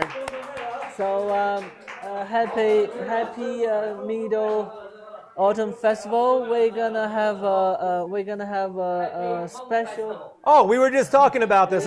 That's what all the clapping is for. Happy Mid-Autumn Festival. We will have a mooncake coming. Mooncake time. Yeah.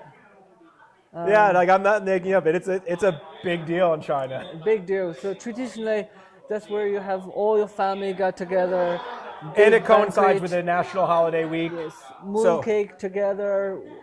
They were selling mooncakes in Chengdu 2 weeks ago. Yeah, having a bit of a tea ceremony together with your mooncake.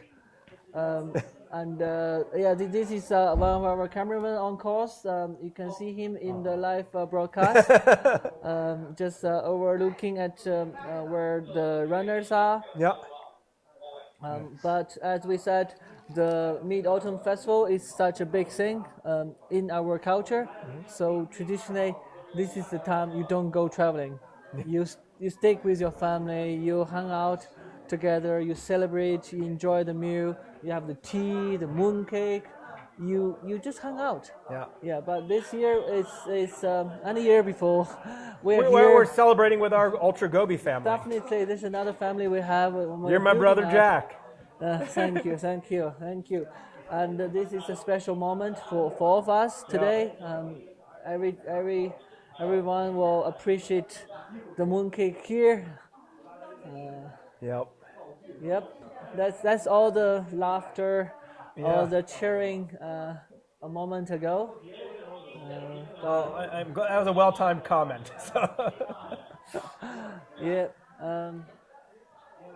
Yeah. Our Chinese broadcasting team next door, and they also looking at the map of the race map, like us. We have the overall ranking. Oh, we have Aaron and Yoviza should be at, or they're essentially at the last rest station, R10, CP35, which is about 25 kilometers, 15 miles from the finish. So they're probably 4 hours out. Tonight. Yeah, they'll come in around dark tonight. Yeah. So 35, CP35, yep. It's gonna be another 23K, 23, 24. Yeah, I'm just saying 25. Yeah, Yeah. Broad strokes, they're 25 kilometers out. Yeah. So, which means they've been traversing a little bit. They actually have, I'm just trying to see if they have been traversing. It looks like that on the satellite view. Yeah, they've been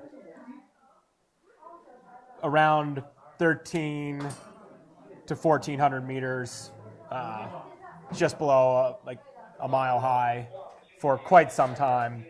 But they're about to make the southward turn, head up the alluvial fan to Gobi Springs. So, okay. Let me see any new comments. Oh, we have people from South Africa. Hey, Damien friends. Yeah, Osong Janet, Van Dian. Oh, Van good Dian job. Booth. Keep going, Damien. Okay. Oh, Brooke Mom. Mom. Hey, Cody's Hey. mom. I thought that might be a mother. There's no more avid fan than one's mother. I've seen it from my own perspective as a son, but covering lots of races around the world. Lovely, lovely. It's always good to see, and I'll make sure to tell Cody that Mom, you were following along. Yeah, actually, Mom is the And a whole lot of number one fan. Yeah. In the whole. You put Jack in the rearview mirror in terms of top commenter, so well done, Brooke. So we need to set a time that both of us need to get ready. For Cody. Some of our colleagues are already headed up to the finish line. I think we can probably stay at the finish line's less than 200 meters away, so I think Jack and I will push our luck and stay here a little longer until maybe another 20 minutes, I would say.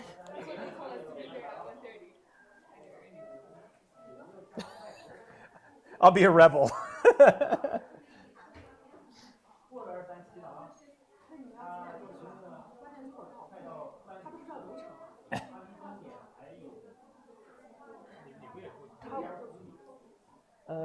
Let me quickly put some.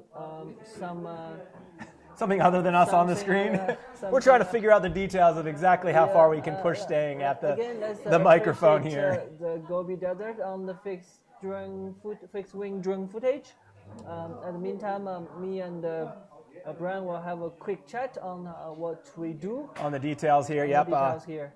At some point very soon, we're going to have to, Jack and I will get off the screen and hand you over to our colleague James, who you would have met at the start, while we go to the finish line to prepare for our first finisher, Cody Poskin. Yeah.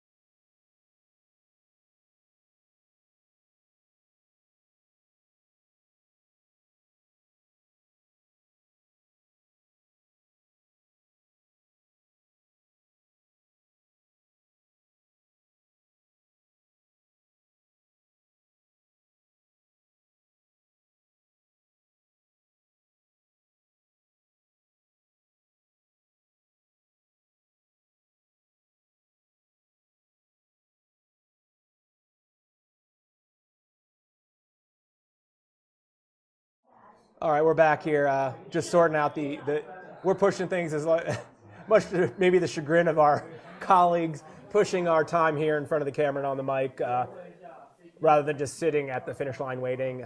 We still have probably 4 kilometers, maybe 3.5 kilometers, 2 miles, until 2+ miles until Cody hits the finish line. So we'll stay with you for a couple more minutes until we hand off to our buddy James, who you might have seen at the start. Friday our time, which I guess would still be was that Friday? Yes, the start was on Friday at 9 p.m. local time. It's the days blend together here, so even more so having stayed up all one of the nights to cross the Gobi, part of the Gobi myself. What a special landscape! What a special event! And what a special performance from Cody. We haven't really talked much about that. He will set the course record, or the race version. It's a different course each year, but Gobi kind of considers there to be a race record, no matter what the course is. It's always about 400 kilometers, similar terrain, even if it varies widely in terms of the actual route covered. Yes. So as the current record holder, chapeau to you, Mr. Cody. Well done. You will have raised the bar for all of us, and can't wait to see what follows in your footsteps. Yeah, that's also setting the goal, the new goal. Exactly. For you, for other runners who is 100% keen to run Ultra Gobi in a good time. So next year he'll be about 64.5 hours, I'd guess. I mean, yeah. Ballpark. I don't know exactly when he started in the order on Friday night, so I won't get into any minutes or seconds on that. But under 65 hours, which is incredible. Yeah, definitely. Not quite as lofty as his goal of getting under 60 hours, but well under the existing race record of 69 hours. So yeah. And it was smooth sailing for quite a while. Quite well. Quite a while. A good 320 kilometers. And then, I can't say the wheels came off, but slightly slowing down. Yeah. We still don't know what exactly happened. Most likely need to sleep after so long. Yeah. But also just having, I think somebody related back that he maybe underestimated the course. Under the weather. Yeah, just underestimated Ultra Gobi, which is, which happens. Yeah, so there's so many factors, as we mentioned earlier. Yeah. It could be the weather. It could be the course change. It could be just something you plan to eat. Yep, and it doesn't work out. Exactly. So apparently, I wouldn't say that's a big difference from his plan. Yeah, over 400K, you have 5 hours. Yeah. Deviation from your original plan, 60 hours. It's not that bad. It still is a new record for the race. Although it's on a different course year on year, but still for the latecomers who join the Ultra Gobi family, if you want to challenge yourself, if you want to push to the human limit. Here we go. Cody is setting up a new record for you to break. A new standard. A new standard. Talking about. I'm just looking quickly back to see if Cody, where maybe we'll see if Jovisa and Aaron leave R10 before we have to head out to the finish line.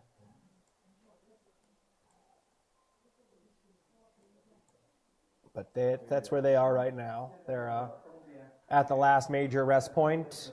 There are two checkpoints between there and the finish. There's CP36, which is about halfway up the alluvial fan, and then one just 4 kilometers or so from the finish, basically at the gateway, the mouth of the creek canyon that heads up to Gobi Spring and is fed by Gobi Spring. So they've still got some work to do. But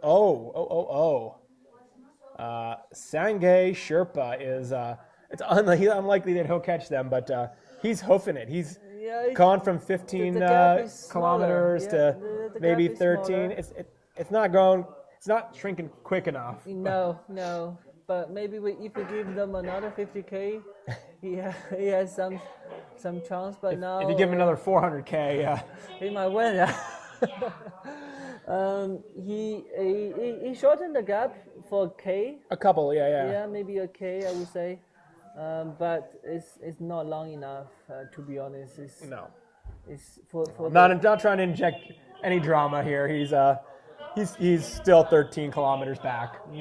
But just trying to convey that Sangay there in fourth place is moving well.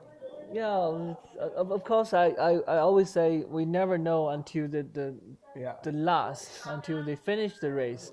But these two number 3, Jovesa and Aaron, it's gonna be very hard to see them drop out at this stage. Yeah, it's only 22, 23K left. And we've been talking a lot about the front of the men's field today because obviously Cody's coming up the canyon to win right now, and around dark tonight, Jovisa and Aaron, and probably a little after dark, maybe Sangay will finish. But that means tomorrow we get to focus on the front of the women's race.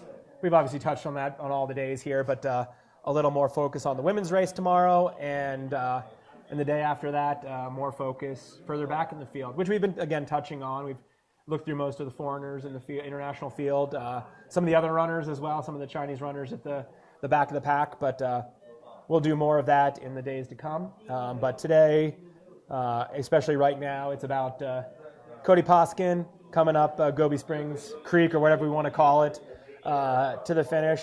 He is about 2 miles, 3 kilometers out right now. I want to check one last time to see if Jovisa and Aaron are out of that R10. There's probably I'm like, there's no reason for them to hurry, but also with 25 kilometers, 15 miles to go, I can't imagine they'll do much more than if they've got a Coca-Cola or something. Food, for sure, I would say. It's still 25 to go. There's nothing in between. 25 is not that short, especially at the end of the stage. Yeah. Your body pretty much been drained. They have been running according to what we have seen.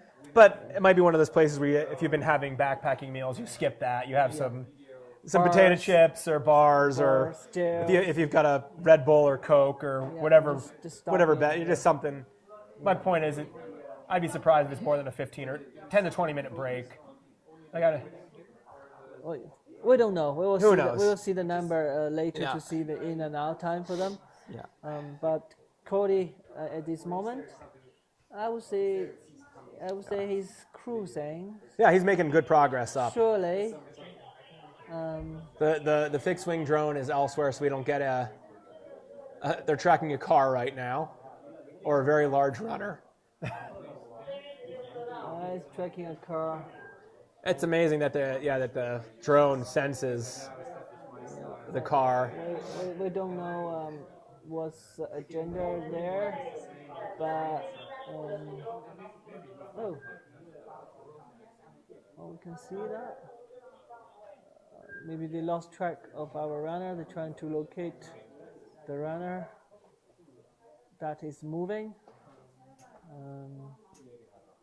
I'd guess that they were probably looking for Aaron and Jovisa, and now they're probably scanning back, and maybe we'll go see Sherpa. But we will not be here for that because, Jack, it's about time for us to I think skedaddle and get away from behind this camera and head to the finish line to see Cody Poskin.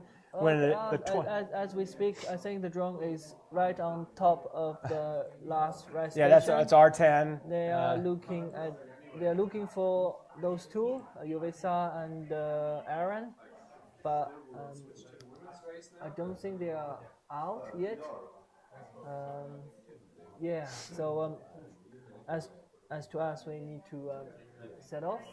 And that'll be probably the end for. I doubt we'll come back and wrap up the coverage. We'll probably leave that to James. Yep. We'll probably let you wrap up the coverage after we do the interview with Cody at the finish. You can wrap up the day and just let people know we'll be back at 10 o'clock. Well, I can say that now, but you can repeat. We'll be back here at 10 to 2 tomorrow. In Chinese Beijing time. I assume if for some reason it looks like Junyue is going to finish before our scheduled time, we will, as we planned to for Cody, if he had finished before our scheduled time, we would have come on with live streaming. No way we'd miss Junyue's finish, whether that's before or after our scheduled 10 to 2 broadcast time tomorrow.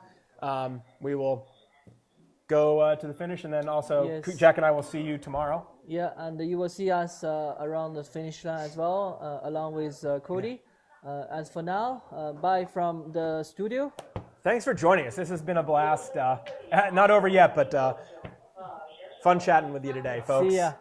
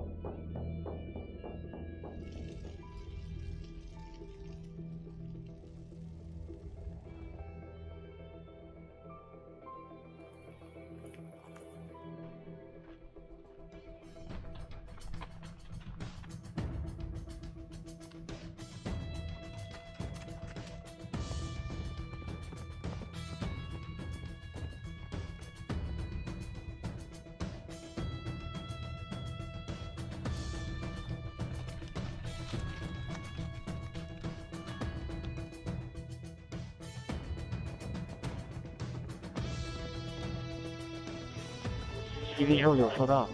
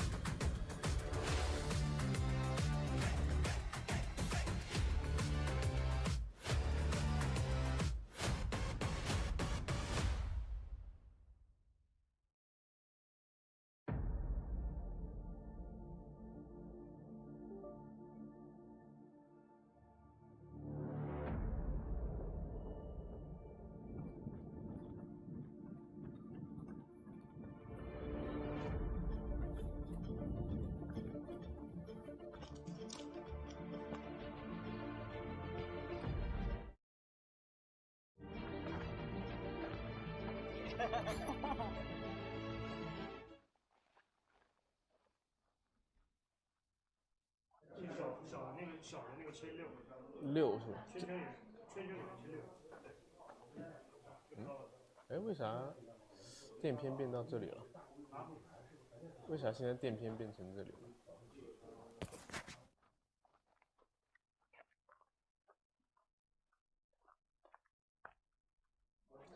So this is James here.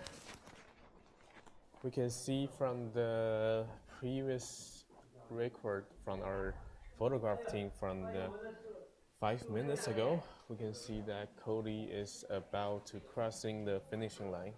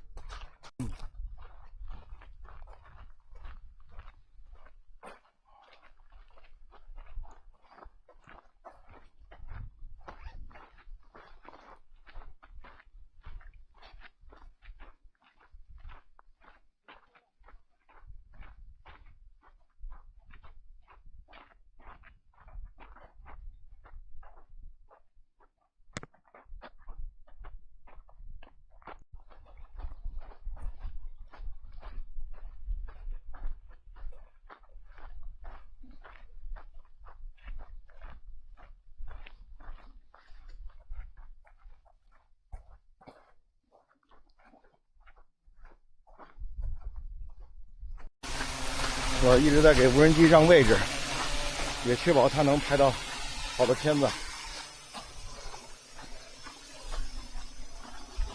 我和我的机器搭档。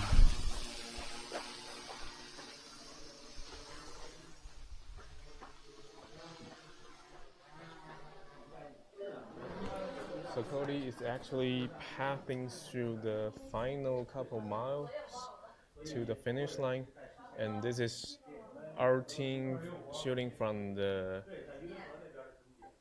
very begin, and this is fresh core from the 5 minutes ago. Yeah.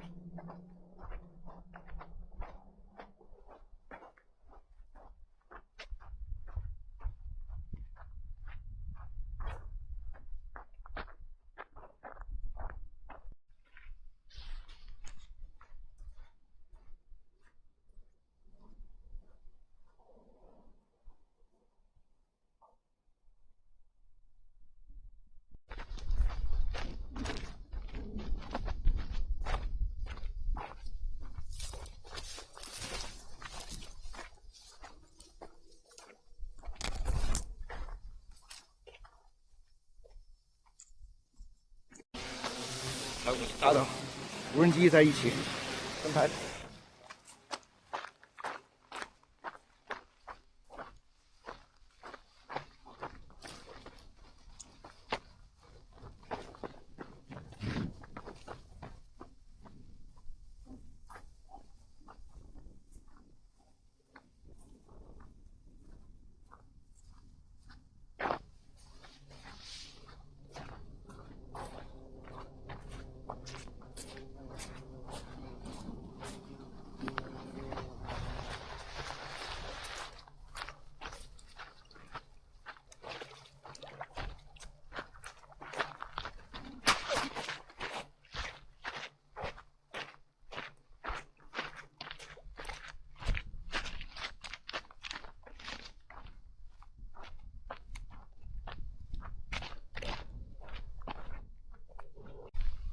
800流沙，800特供，这里是越野老村，距离终点最后的3公里，寇弟依然是在河水里漫步，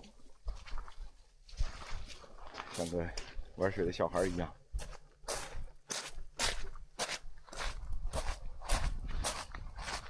让我们一起跟随他，回到终点。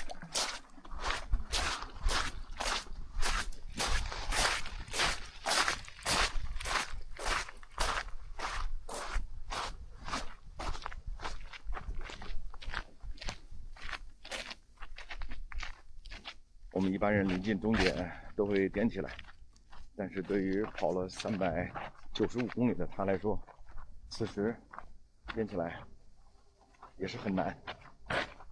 但是领先优势足够大，所以可以充分的享受此刻安逸的时光。你们看到这边的胡杨林了吗？特别的漂亮。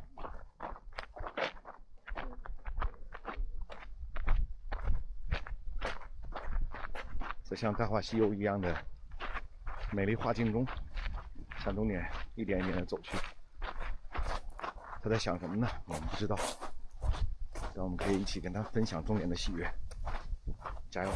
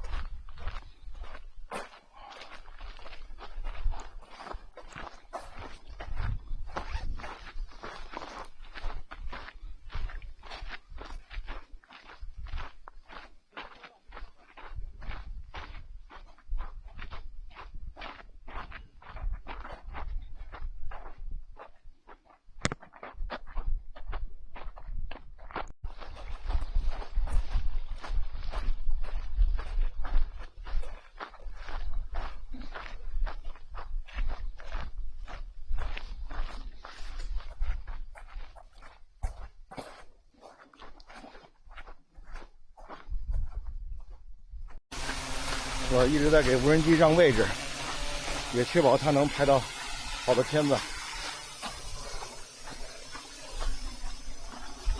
我和我的机器搭档。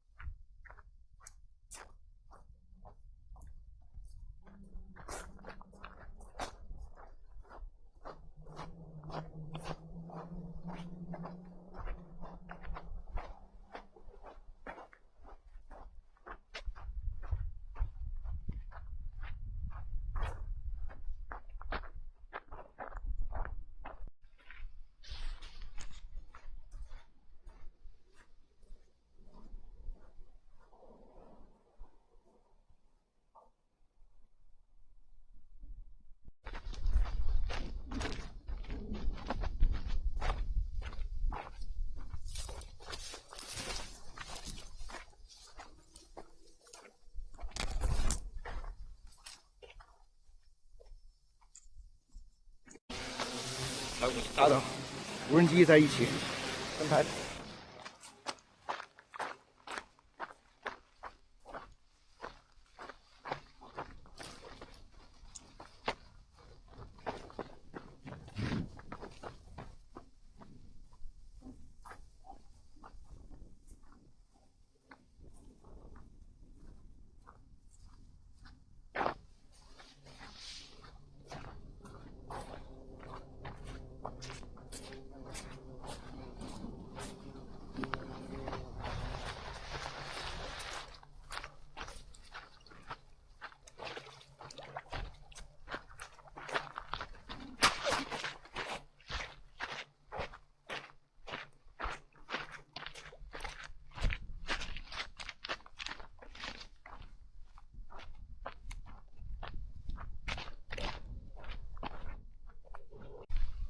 800流沙，800特供，这里是越野老孙，距离终点最后的3公里，寇弟依然是在河水里漫步，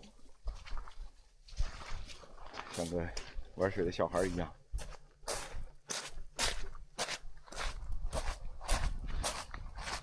让我们一起跟随他，回到终点。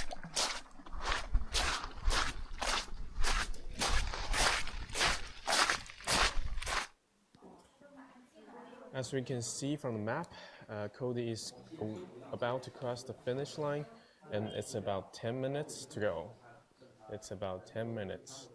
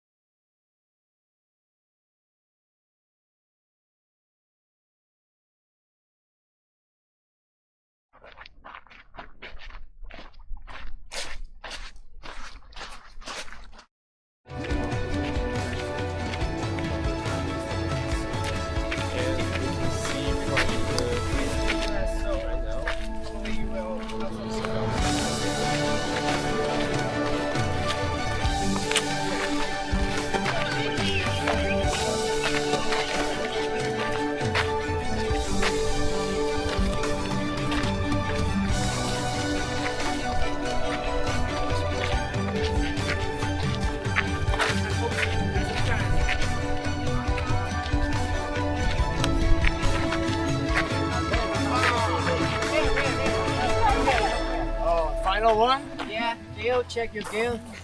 Okay, Gear. got it. Good? 全场检查。 all Check your good? gill, check your equipment. Everything? Yeah. Okay. What do you want first? GPS.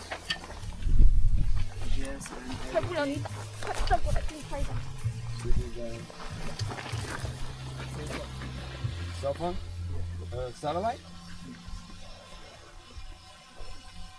I have it. Just let me know what you want. 64小时49分钟31秒。64小时49分钟31秒。时间一点好，做到。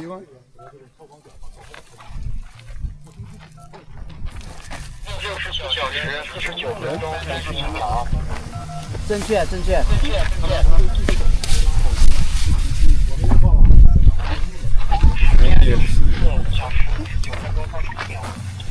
我也拿到了正确。这个国旗。他们披上吗？他自己披。对。 That's the other half. And my thing is my original one. Oh, it's your original one. I'm supposed to put this around my neck or Anything you wish. Or you can just put that, give me that if you don't want that. Is this right? Is this backwards? It's backwards? Ask me, a Chinese people? I don't know. It's okay.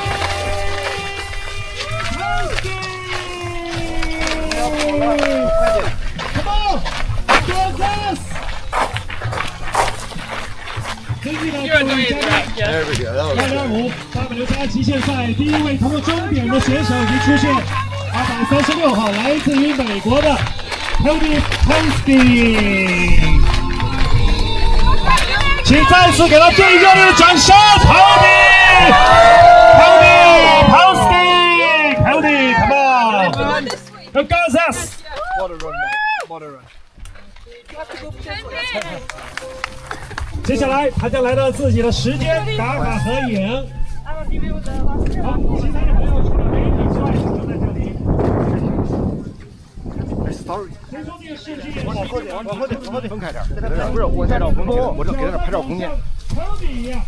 将你胸怀坚定的信仰做好充分准备。哎呦，我在播。为了说明会为你检查冰冷的面纱，现在露出灿烂的微笑。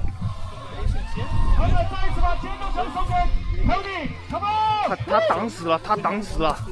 其他人除了官方影像都不能进去。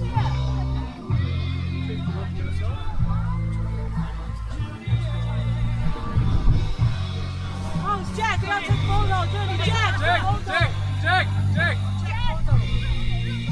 我就怕嘛。 Last check, the Gobi last record is 64 hours, 49 minutes, and 30 seconds. That is the record for also 420.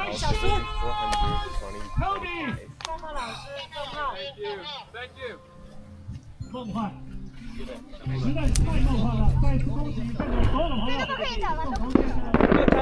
No， 直播不让去，没有人去。直播不让进，没有人去。这什么？直播不让进？太远近了。直播间那不让我们进。谁都不行。就给他自己是吧？对，谁都不行，没有人行。对，直播也不可以进。对，没有飞机嘛，直播没事。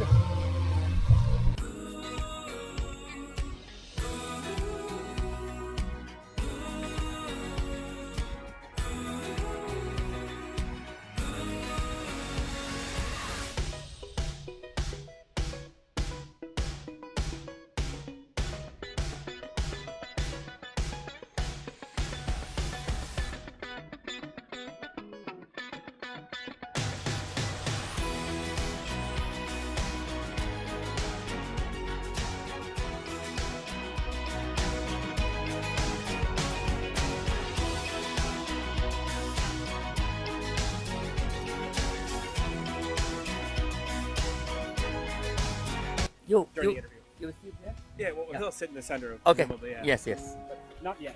We'll let him take a seat. Let him finish all the actions. So let's begin.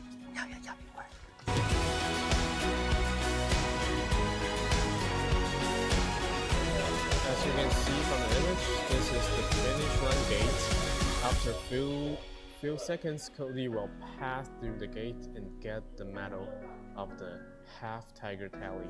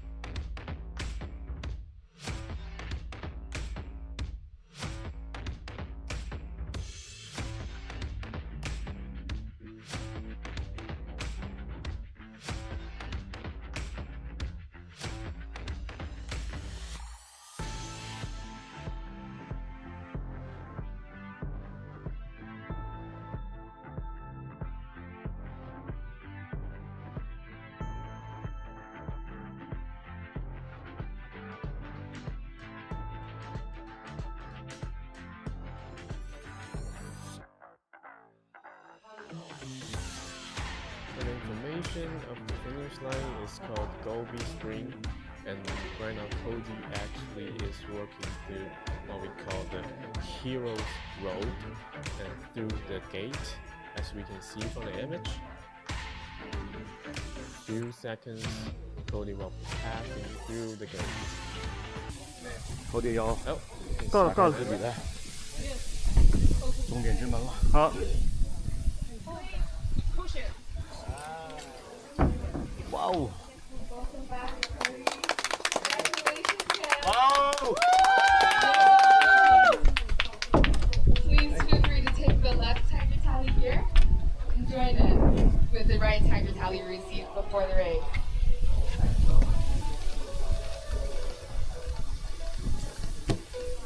Want to hold up?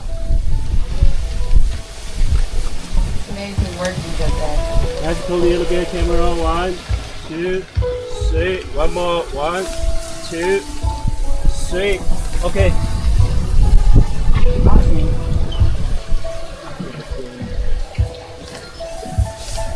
Cody, you're the best. You're the I don't know about champion. that. You are the best.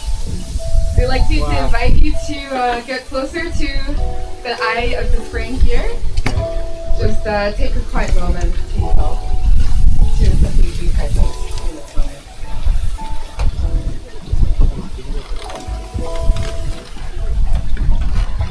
Feel free to just take a quiet moment and look into its reflection or wash away some dust along the way.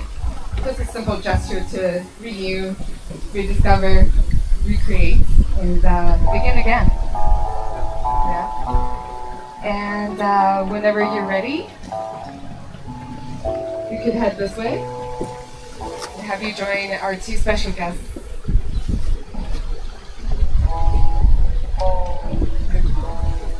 Head this way. Yeah. So we have 2 special guests here.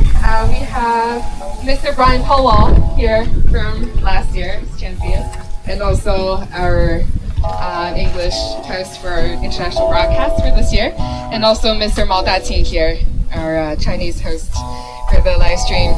So now it's your time to get to know each other and talk for a little bit and share about your stories for the journey with the world. Welcome 张子你可以过来了，张子。 Congratulations.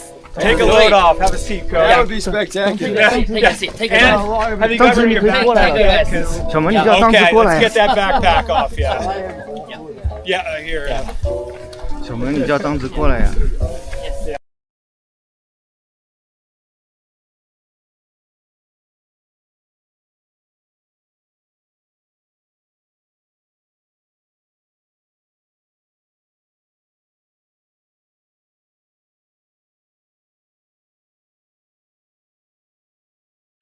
Great, congratulations to Cody. Thank you. You know, many Chinese friends are waiting for you and stay with you in the broadcasting live stream for the past 65 hours. So, okay, finally, you're here. It's a long time. Yeah, and I know you're very tired. We don't want to take too much time from Hey, you. I mean, I took like 4 naps. I think now maybe it's a good time. You want to say he purposely come here to see Bauer, and I'm also finished last year.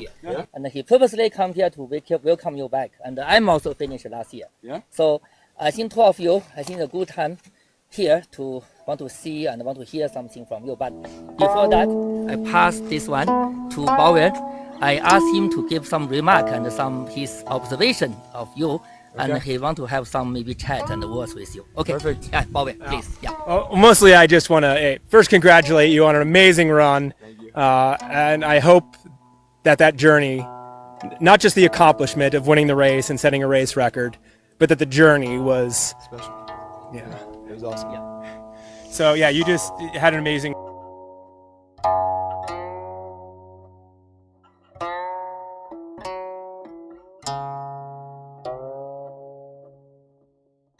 Over these past, not even 3 days. Yeah.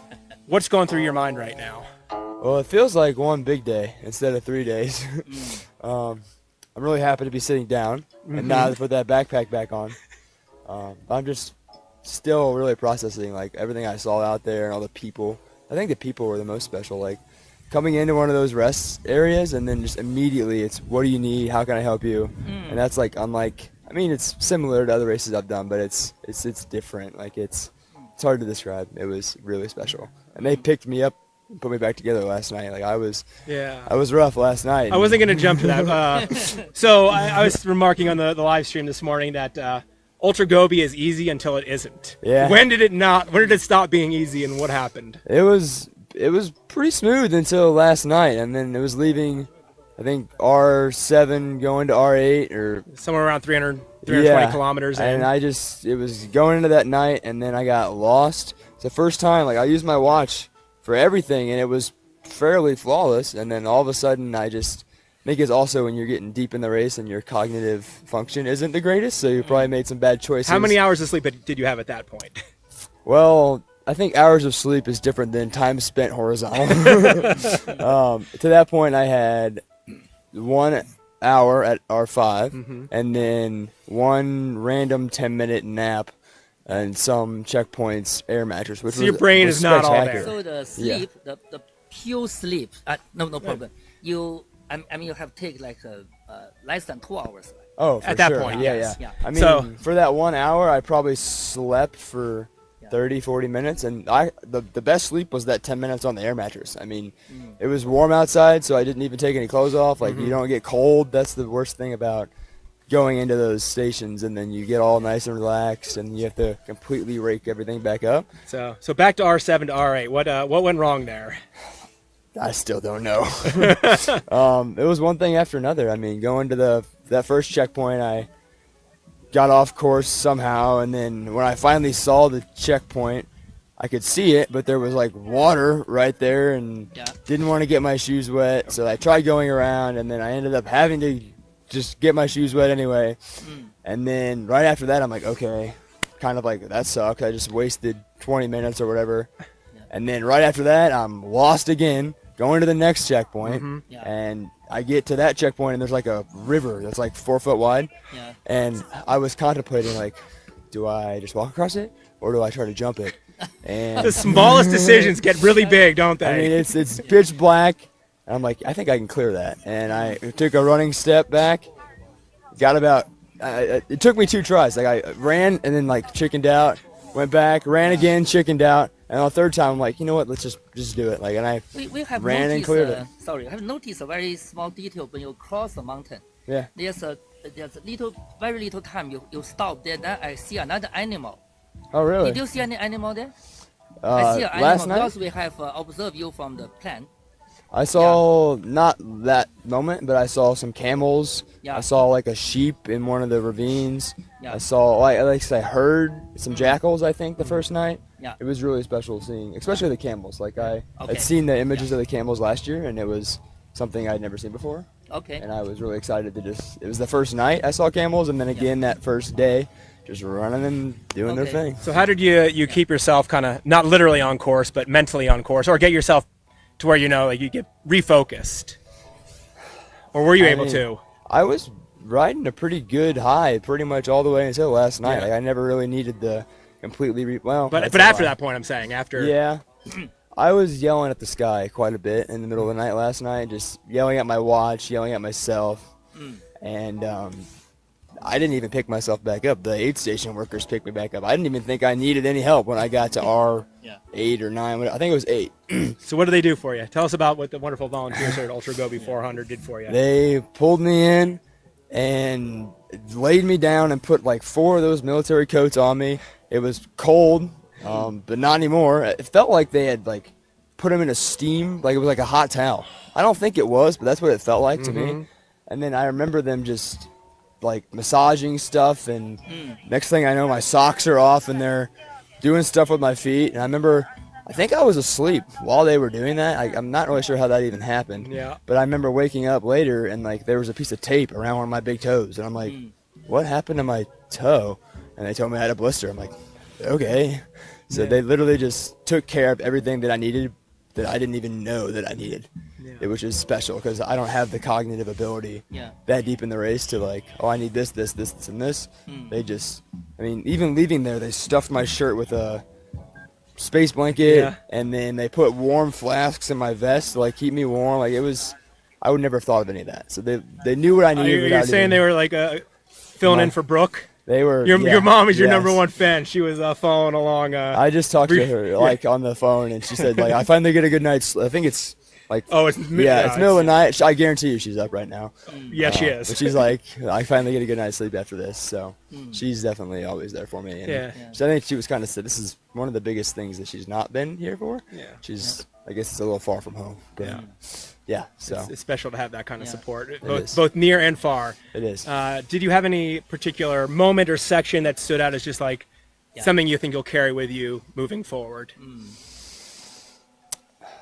My favorite like geography section was that right before R3, there was like these black, I'm guessing obsidian, but I don't speak rock very well. But it was just beautiful. I ran through this little cavern, just humongous black mountain walls on both sides of me. I'm like, this is awesome. Like, this is why at least why I want to be alive, just to come and experience like awesome nature landscape. And then you're doing it with an activity that you love too. So it's just that was the first time I was like, this is sweet. One of the special things about running a race that's this long is that you ended up running through a lot of the nights. So did you have any special experiences in the Gobi night?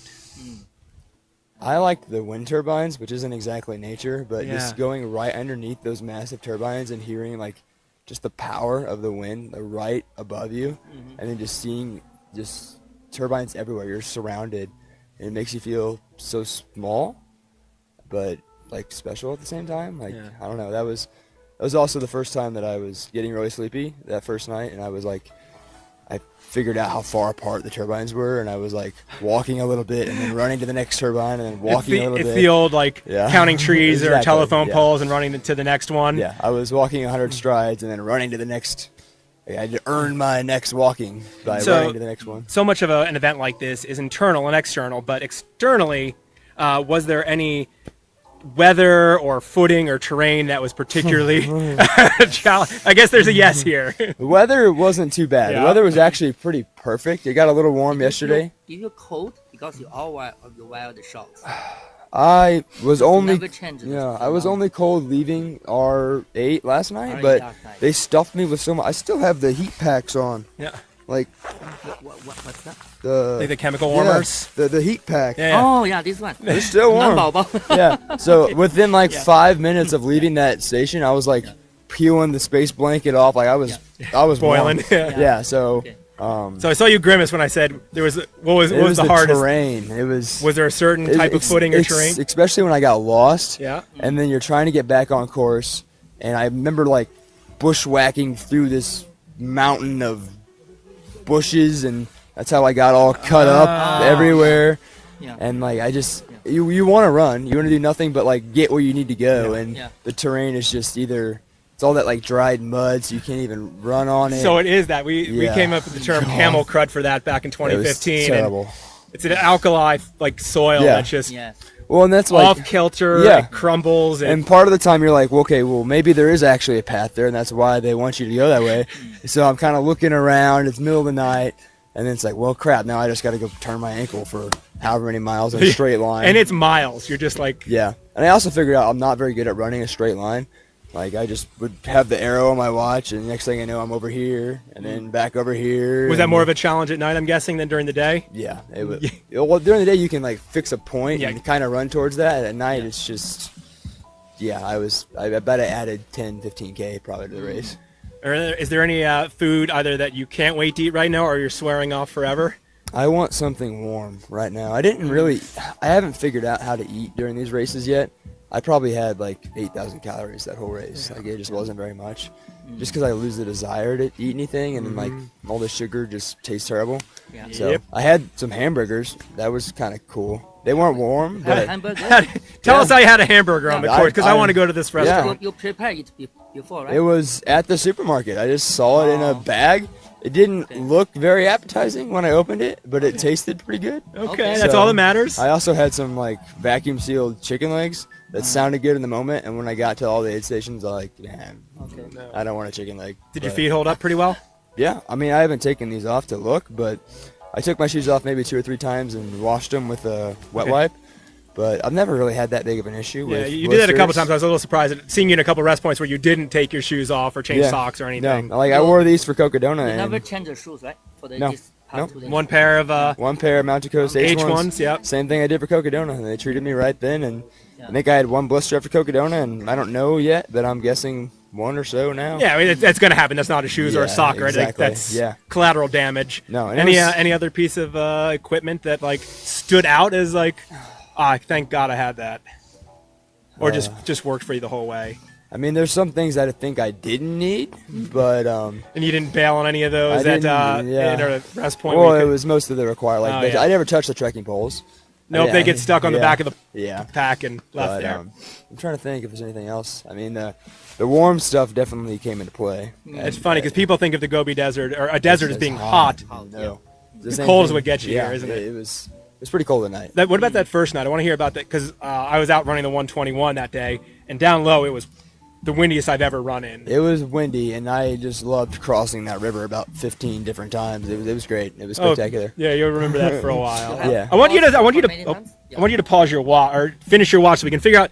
Tell us how far you ran. Yeah. So it's going to be a little messed up because I accidentally stopped it when I was at R8, but it was 223 miles there plus 33 here. Someone else. So about did just that a little over math 250. for me. Yeah. Okay. So it was supposed to be 245 or something like that. If you well, did it that's perfectly. estimate. Yeah. So yeah. I don't feel like I was too terrible, but there was definitely times where I'm like, I just added distance or missed the turn.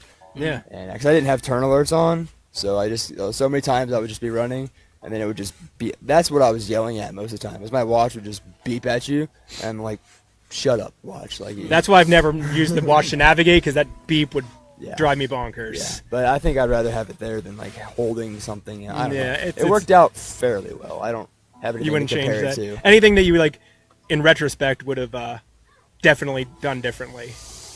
I mean, I was right after, but you probably had something you're like, oh man, that was. Not I definitely right. needed to eat more. Yeah. I don't know if this is like too personal, but I didn't go to the bathroom until mile 200, which is like number 2. Like I went no. You didn't visit the bushes until 300 kilometers in. Yeah, which is absurd to me. Like the whole time I was just like, I didn't want to say anything because I didn't want to jinx it.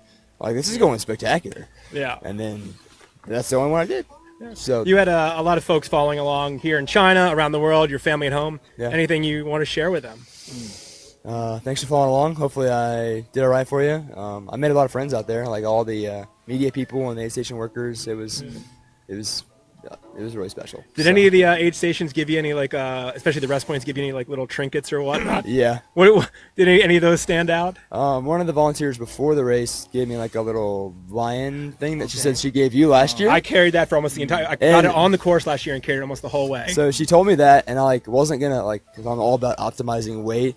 But I'm like, this thing weighs like 2 grams or something. Yeah. And like, you won last year. Like, sure, I'll shove it in the pack, and I carried it the whole way. It's both a lucky line and a lucky line for protection. I had it on the back of my pack, looking out for me the whole time last year. Mine was shoved inside, but it was there. It came back to China this year. It was there. Yeah. All right. Well, we'll let you get some warm food and some rest. But Cody, congratulations.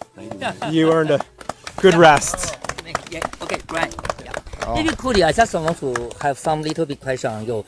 On this long journey, what do you feel you have made the right decision? And what's your wrong decision? Do you have any idea of that on the way? My right decision was coming here and taking the chance to be here. Okay. Like, that was awesome. Yeah. I've met so many amazing people and had a great time here in Gobi. Yeah. So, but wrong decision, that's a little tougher. Any wrong decision on the way? Like during the run. Yeah.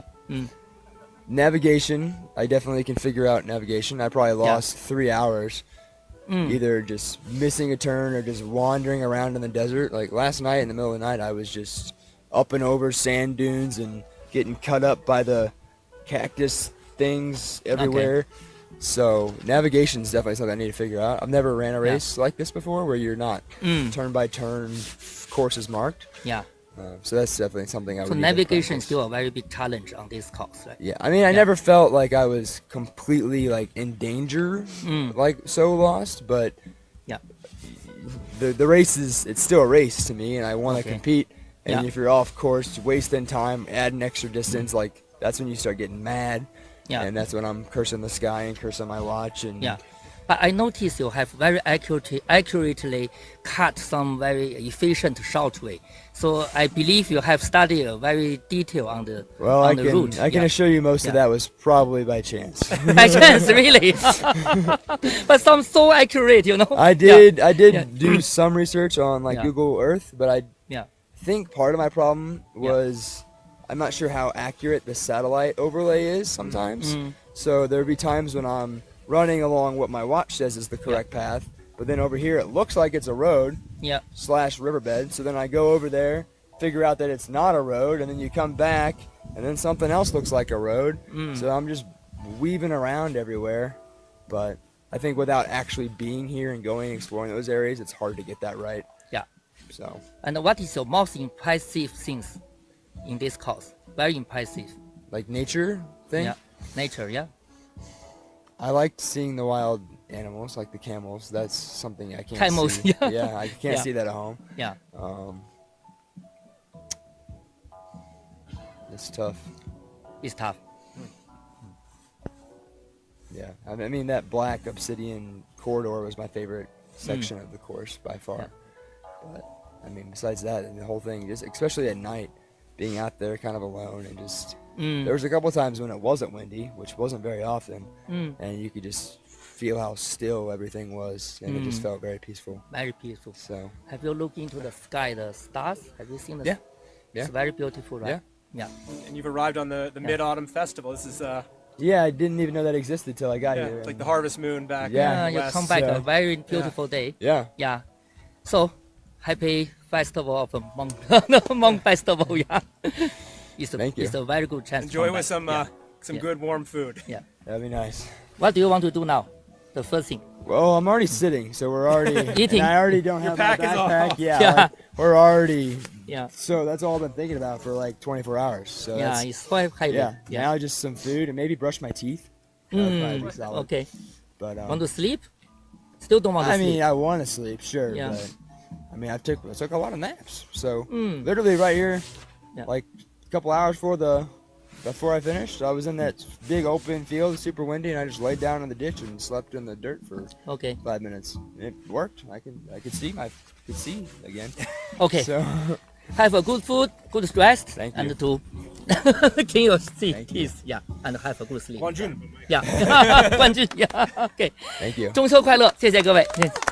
好了，谢谢各位。好，我们再一次祝贺 Cody。OK。他谈了很多好玩的东西，我们今天不在这儿翻译了，我们回头再告诉我们的观众们。如果大家有感兴趣，他的讲的很多点我都记下来了。OK，Thank you so much, Cody again, and congratulations from all the Chinese friend. Yeah. Okay, thank you. Yeah, thank you. Yeah. Okay. Hand up. Yeah. Yeah. You know. Yeah. You know. Here, let's get a. Yeah. Let's do it. Yeah. Yeah. Let's take a photo. Take a photo. Yeah. 照吧。Yeah. 来，不在意。Okay. Thank you. Yeah. Get you down the hill. Yeah. How did you race? Yeah. I didn't even. Oh, horribly. We'll figure it out later. Yeah. Look straight in the Yeah. smile or no? Whatever you feel like doing. I mean, there's like 50-mile-an-hour winds down low. It was insane. Will you come back again next year? I wouldn't see why not. 休息。Yeah, we'll come back again on this call. So congratulations for Cody to be the first place in Ultra Gobi 2025, and we are going back to our GPS map. Okay. As we can see right now, Aaron and Uvisa have been crushing the CP35, and they're heading to CP36, and our number 4 runners, Sangye Sharpar, is approaching to CP34.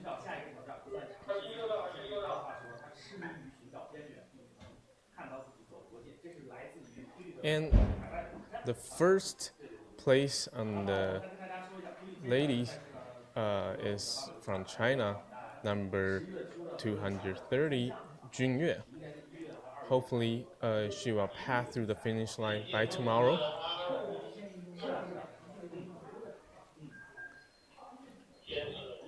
And this is the end of today's live streaming show. And the same time of the Beijing time at 10 a.m. we will see each other again tomorrow, and Brian and Jack will still be with us.